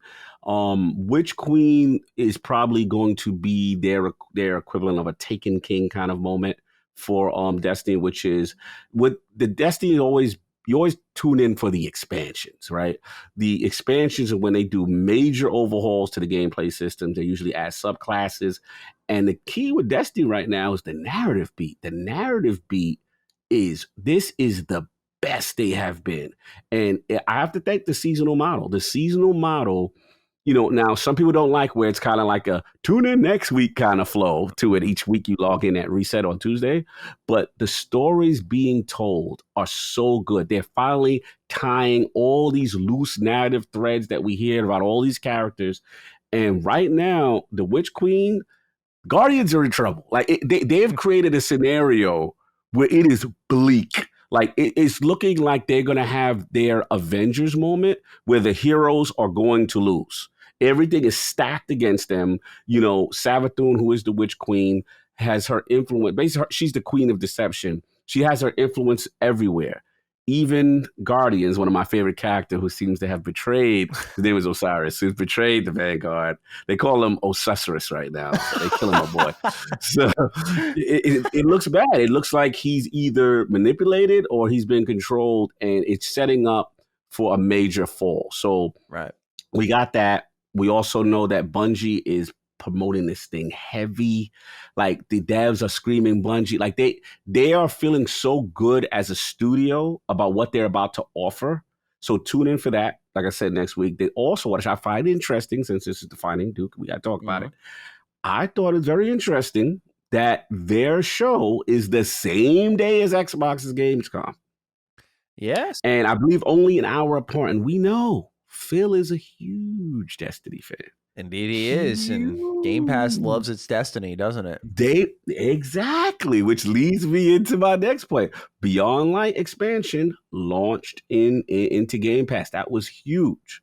So I wouldn't be surprised if we see, with this new one with Witch Queen, the announcement that it may come there and it may come to PC. So we got to see, because I think Destiny is on console Game Pass, but not PC Game Pass. And then the next thing, as far as the season, to Trenton's question, crossplay is coming officially next season, which is going to debut next week. And as far as the seasonal content, yeah, it's been good. It's one of those things as a Destiny player. It's a great balance. You can get in, you do what you got to do, and then you can still play other games. Now, the hardcore guys, the guys who their whole channel is about making Destiny, those are the guys who are struggling. Because there's not enough. Yeah, that's what it is. But they'll get their fix with the expansion, because the expansion is that meaty. Yeah, you got so much to do. Yeah, so that's what's going on with Destiny. But yeah, I'm hyped. It's over for me next week. That's why I'm trying to get all my homework done this week. Get it next all week it's over done. Yeah. I got this. Ascent, 12 minutes. Iki Island. This week, man. I got to get as much done, because when Destiny's good as it's been, I'm in trouble. I know, right? Iki Island's one that I was so hyped for, and I'm like, I'm gonna have to back burner this one probably definitely after Psychonauts. But then I'm playing The World Ends With You, and I'm like, I want to play 12 minutes. It's a good time. I always tell people it's such a good time to play games, because it's like you gotta make business decisions, and I never had to do that. There's so much good shit coming. Even in our most low years, there's still intriguing, I should say. I don't know if it's good yet, but intriguing stuff. Agreed. Dano Base writes in, greetings. I was thinking about Dead Space 3, God bless, man, and how much game companies learn from data collection. For instance, they know how often a person signs in, how many missions they get through, which missions they play most, etc. This information tells a lot about what the vast majority of players actually enjoyed most and probably would want from a sequel. This makes me wonder, was Dead Space 3 exactly what most players wanted, but a loud minority convinced them it was so bad they never tried, thus resulting in poor sales? Enjoy this Cyberpunk launch-esque day. All you. Oh my God, man. I can't believe that we've gotten to this length that you just, Dano, you got to accept it. It's not a good game. I'm just kidding. But it's, in all seriousness, no, if their data was saying like, okay, in Dead Space 2, we see a lot of players, I don't know, are speeding through our game and engaging in as many combat scenarios, and they're searching every corner room. So therefore, in Dead Space 3, we're going to up the action. Like, I didn't see anything that you could acquire data from in Dead Space 2 or 1 that would suggest design decisions for Dead Space 3. That's how far off the beaten path it went, right? It was practically just a third-person shooter. There was no horror elements. The assets were reused. It was as simple as it sounds. It was just a poorly managed game.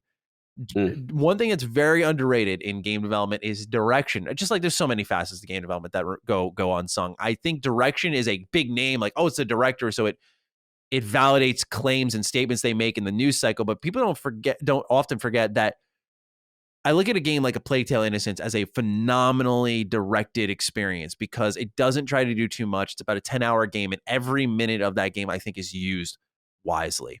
Whereas Dead Space 3, you could tell like the directors were indecisive. They're like, yo, let's make this, go from ship to ship kind of game. You're in space. They're like, no, but we need to plan it. Oh, we need to finish the story.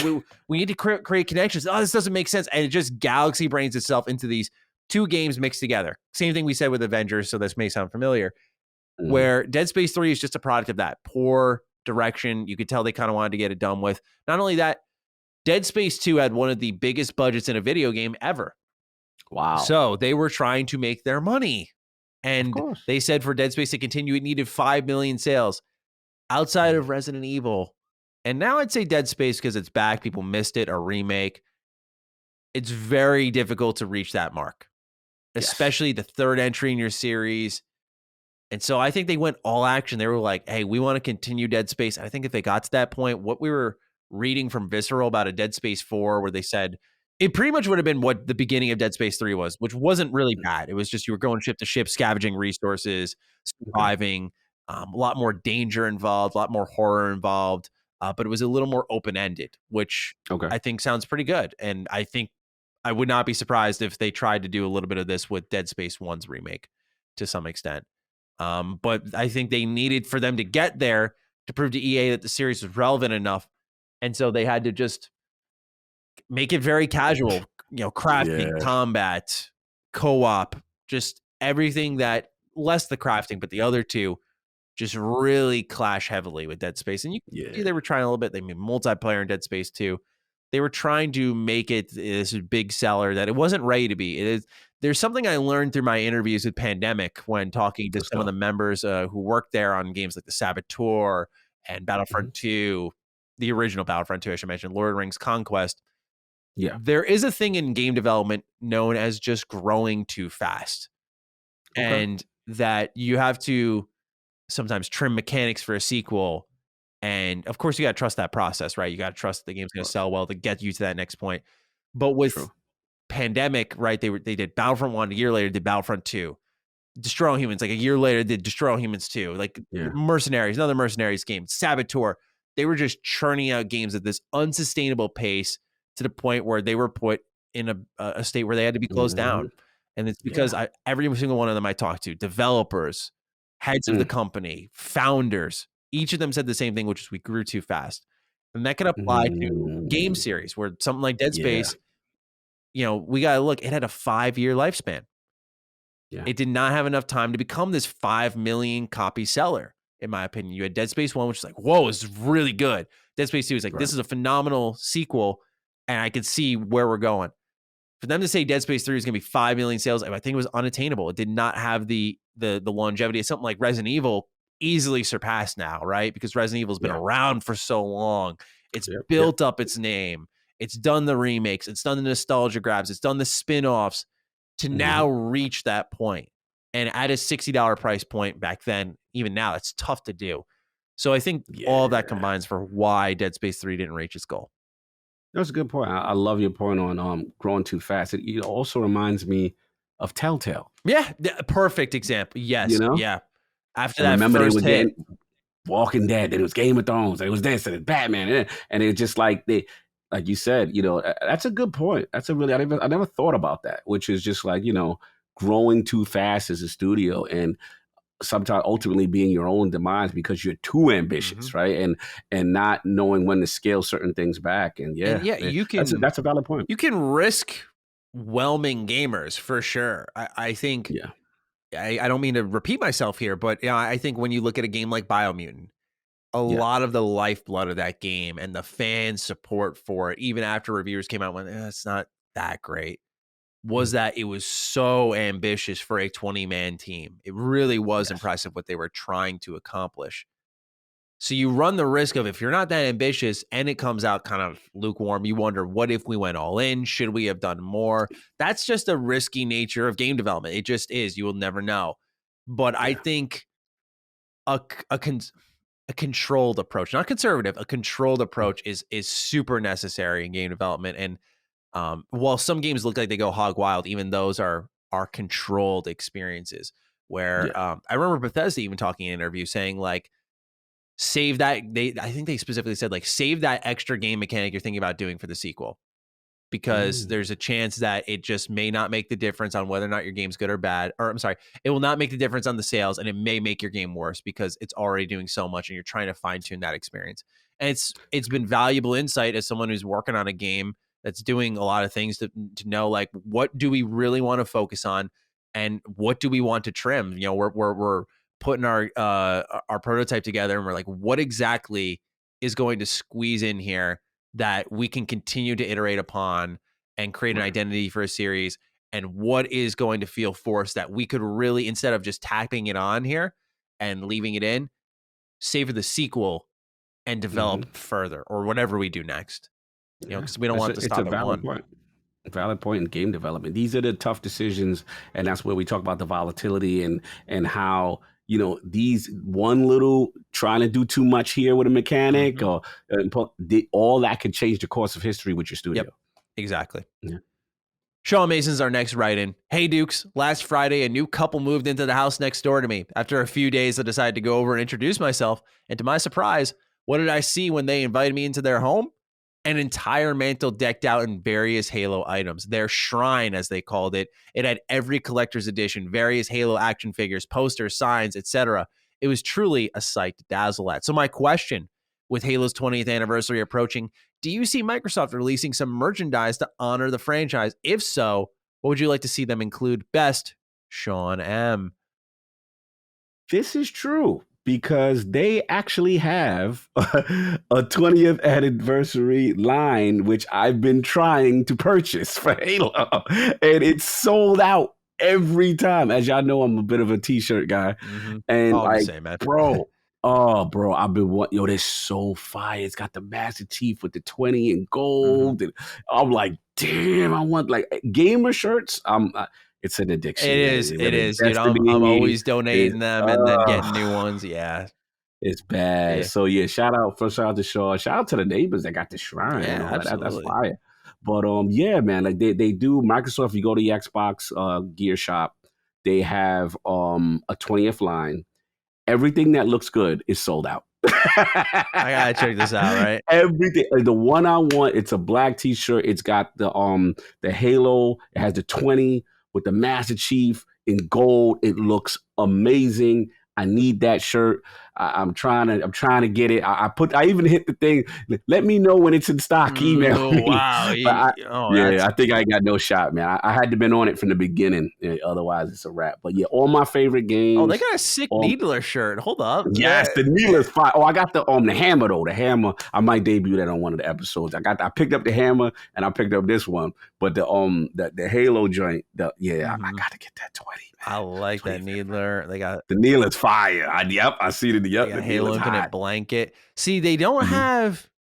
This might be this isn't. They had the developers have a Halo Infinite hoodie that I think is fucking legit, bro. And I'm like, please sell that. Else? Yes, they got the hoodie, and then shout out to his name. Oh, it's with a Q. Something there on that Infinite, the part 2, the one with Paris. Shout out to Paris. That remember when they did the Microsoft Bethesda Part 2? Paris hosted it. Yeah. Remember that one? Okay. The developer had what USNC jacket. Oh my! Yeah. It was fire. Like I wasn't even paying attention to the interview. I Yeah. DM'd him. I mean, I tweeted him. I'm like, bro, you gonna have to find where we get the jackets at, man. It was hot, man. I'm a gamer, merch, anything right now. I'm trying to get my Ghost of Tsushima stuff next. Anything that's my favorite game franchise, I am picking it up. So yeah. Shout out to Short. Yeah, that's what I do, man. But yeah, you got to get some stuff. You got to get some drip, man. I think I do. I know Grounded. Let me see if they don't sell it here. I remember Obsidian sent me a package with a Grounded hoodie that I wear sometimes. It's the one with like the orange sleeve and then the pink sleeve. It's the one that Hoops wears, who's my favorite character in the game.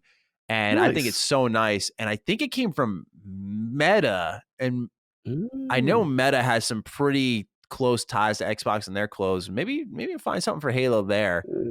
But yeah, they're doing a back to school sale now. If anyone's curious, so this Needler long sleeve. I'm really scoping out, man. I'm like, you're about to push the button. I think I'm gonna do this after the show, man. This Needler shirt is fresh, but bro, it's addiction, man. When they send me emails, I'm like, damn, I'm gonna have to pick that Needler up. I'm gonna have to pick that. Like, yeah. Trust me, I know which one you're talking about. I know exactly which one. And I'm kind of liking the Halo camo hoodie. Yes. Oh no, they got joggers. I wear joggers all the time. They got Xbox joggers. It's over. It's over. Oh, no. It's over for you, bro. No. It's over.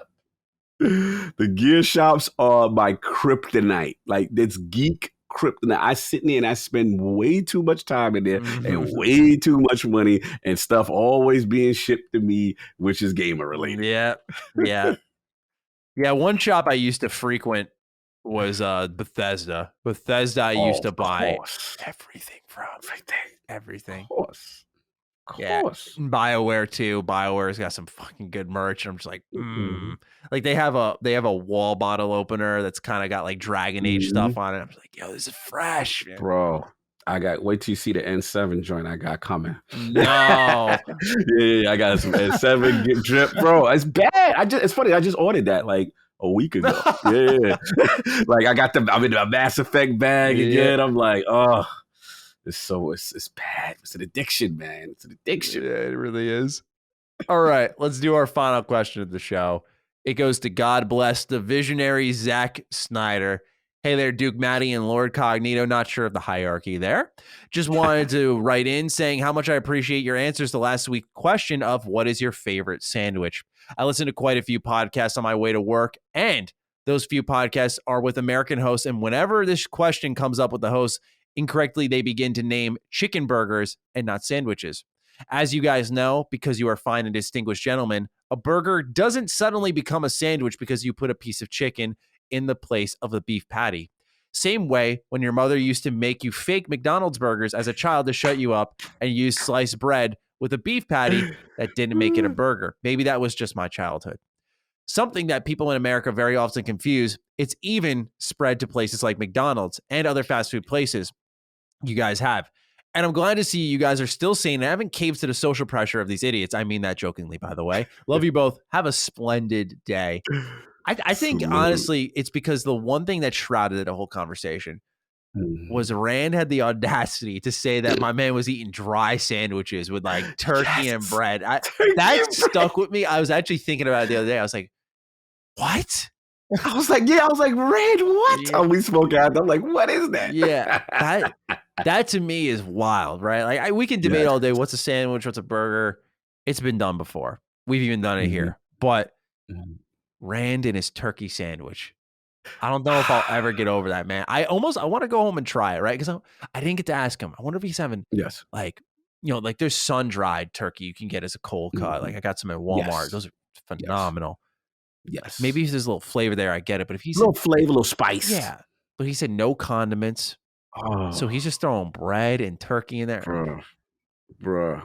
It's like chewing concrete. It's like, like cardboard. Like who does it? Like, shout out to him, and I gotta shout him out. I gotta call my boy out. My last word, co-host Ebontis is the worst.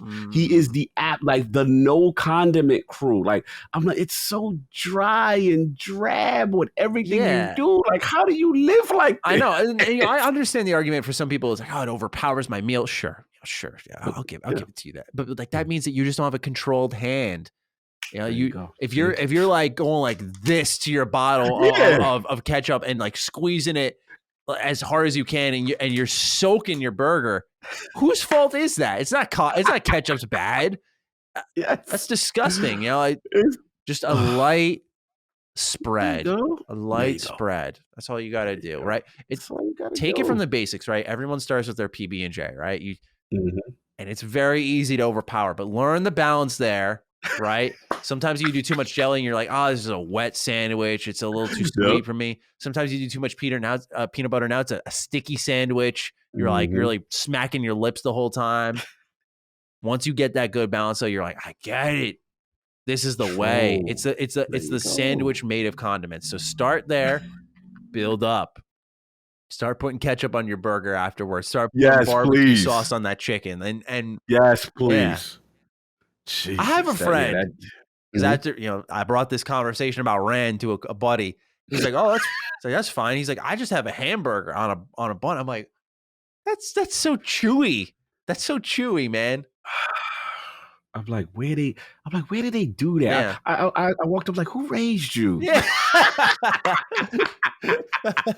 Like, what happened? Yeah, right? I was like, were you that kid that when they put a condiment and you pushed it away? It's like, no, I don't. Like, what happened? Where were the authorities, right? Because at that point, they got to be stepping in going, look, I get it. You don't want to try this new thing, but it's good to try new things in life. Spin it into a life lesson, and suddenly they're a big fan of ketchup. Like, it's just that simple, man. Like I'm a little scared that we have a generation coming up that's maybe not a fan of condiments, and we have older ones like Rand leading us. Yes, no condiments. Yes, no condiment crew. Y'all need an intervention. We're here to help. Try some things. Try some spices, some sauces, just a little bit. Like Maddie said, moderation, just a little bit. Just try it. Yes, that's all. Yeah. I agree. So with that, we leave you with our most important life lesson of our show's history. We hope you take it and run with it. With that, we wrap things up. We need a hashtag for this week's show. As we always do, we ask you to tag us on Twitter, write in the comments. Let us know that you got to the end. I don't know why it kind of stuck with me because it had nothing to do with the rest of our show. But when I said I support Walter, I was like, that kind of has some hashtag energy to it. But I was like, that doesn't really... So what about Walter's got to. What about spicy DD? Did we do that already? I think we did. We do spicy. Did we? I don't. I feel like we did.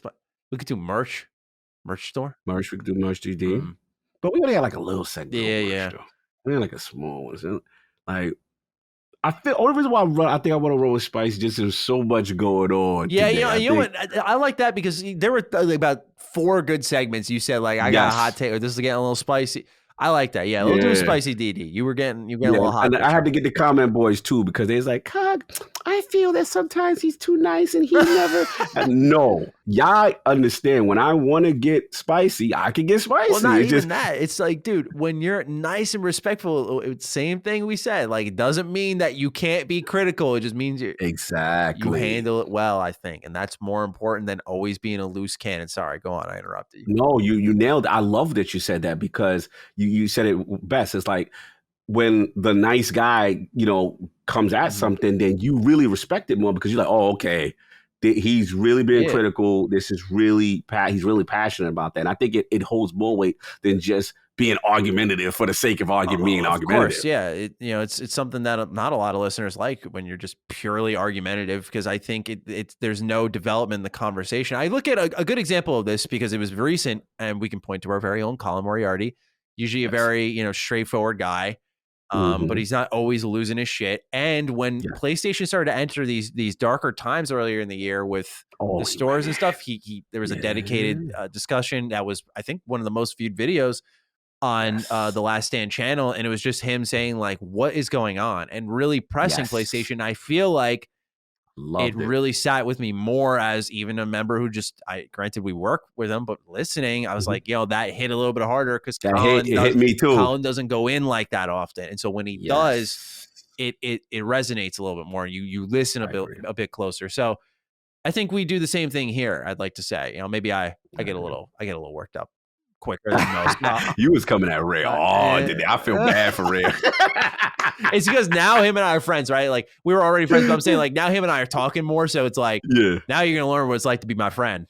Exactly. Same thing. It's like, once you get to know me, once people get to know me, it's not all that. Like I can't get spicy too. So yeah, I agree, man. That's what I love about developing friendships with people. You learn it. 100%. So with that, much love to Rand, by the way, but of course, much love to our audience for listening to another show. We are going to have a big one next week, I imagine. So be prepared. We hope to see all of you there. Once again, the hashtag is SpicyDD. Fire away on Twitter. Fire away over in the comments. Let us know just how spicy we got. We're looking forward to your feedback. And until next time, we'll catch you with episode 34 of Defining Duke. Take all right care of yourselves, and we'll see you then, all right? Peace out. Peace. Defining Duke, an Xbox podcast, is a product and trademark of Last Stand Media and Colin's Last Stand LLC, and is recorded from the United States of America. The show is conceived by Matthew Mr. Matty Plays Schroeder and me, Colin Moriarty, and is written and produced by Matthew Schroeder. Matty's co-host is Barry Lord Cognito Eversley. Defining Duke's executive producer is Dustin Furman, and the show is edited by associate producer Ben Smith. All of Last Stand's theme music is by Ramon Narvaez. As you know, all of Last Stand Media's shows, including Defining Duke, are fan-funded on Patreon at patreon.com/laststandmedia. The following names are at the producer support level on Patreon, and we're thankful for your kindness and generosity.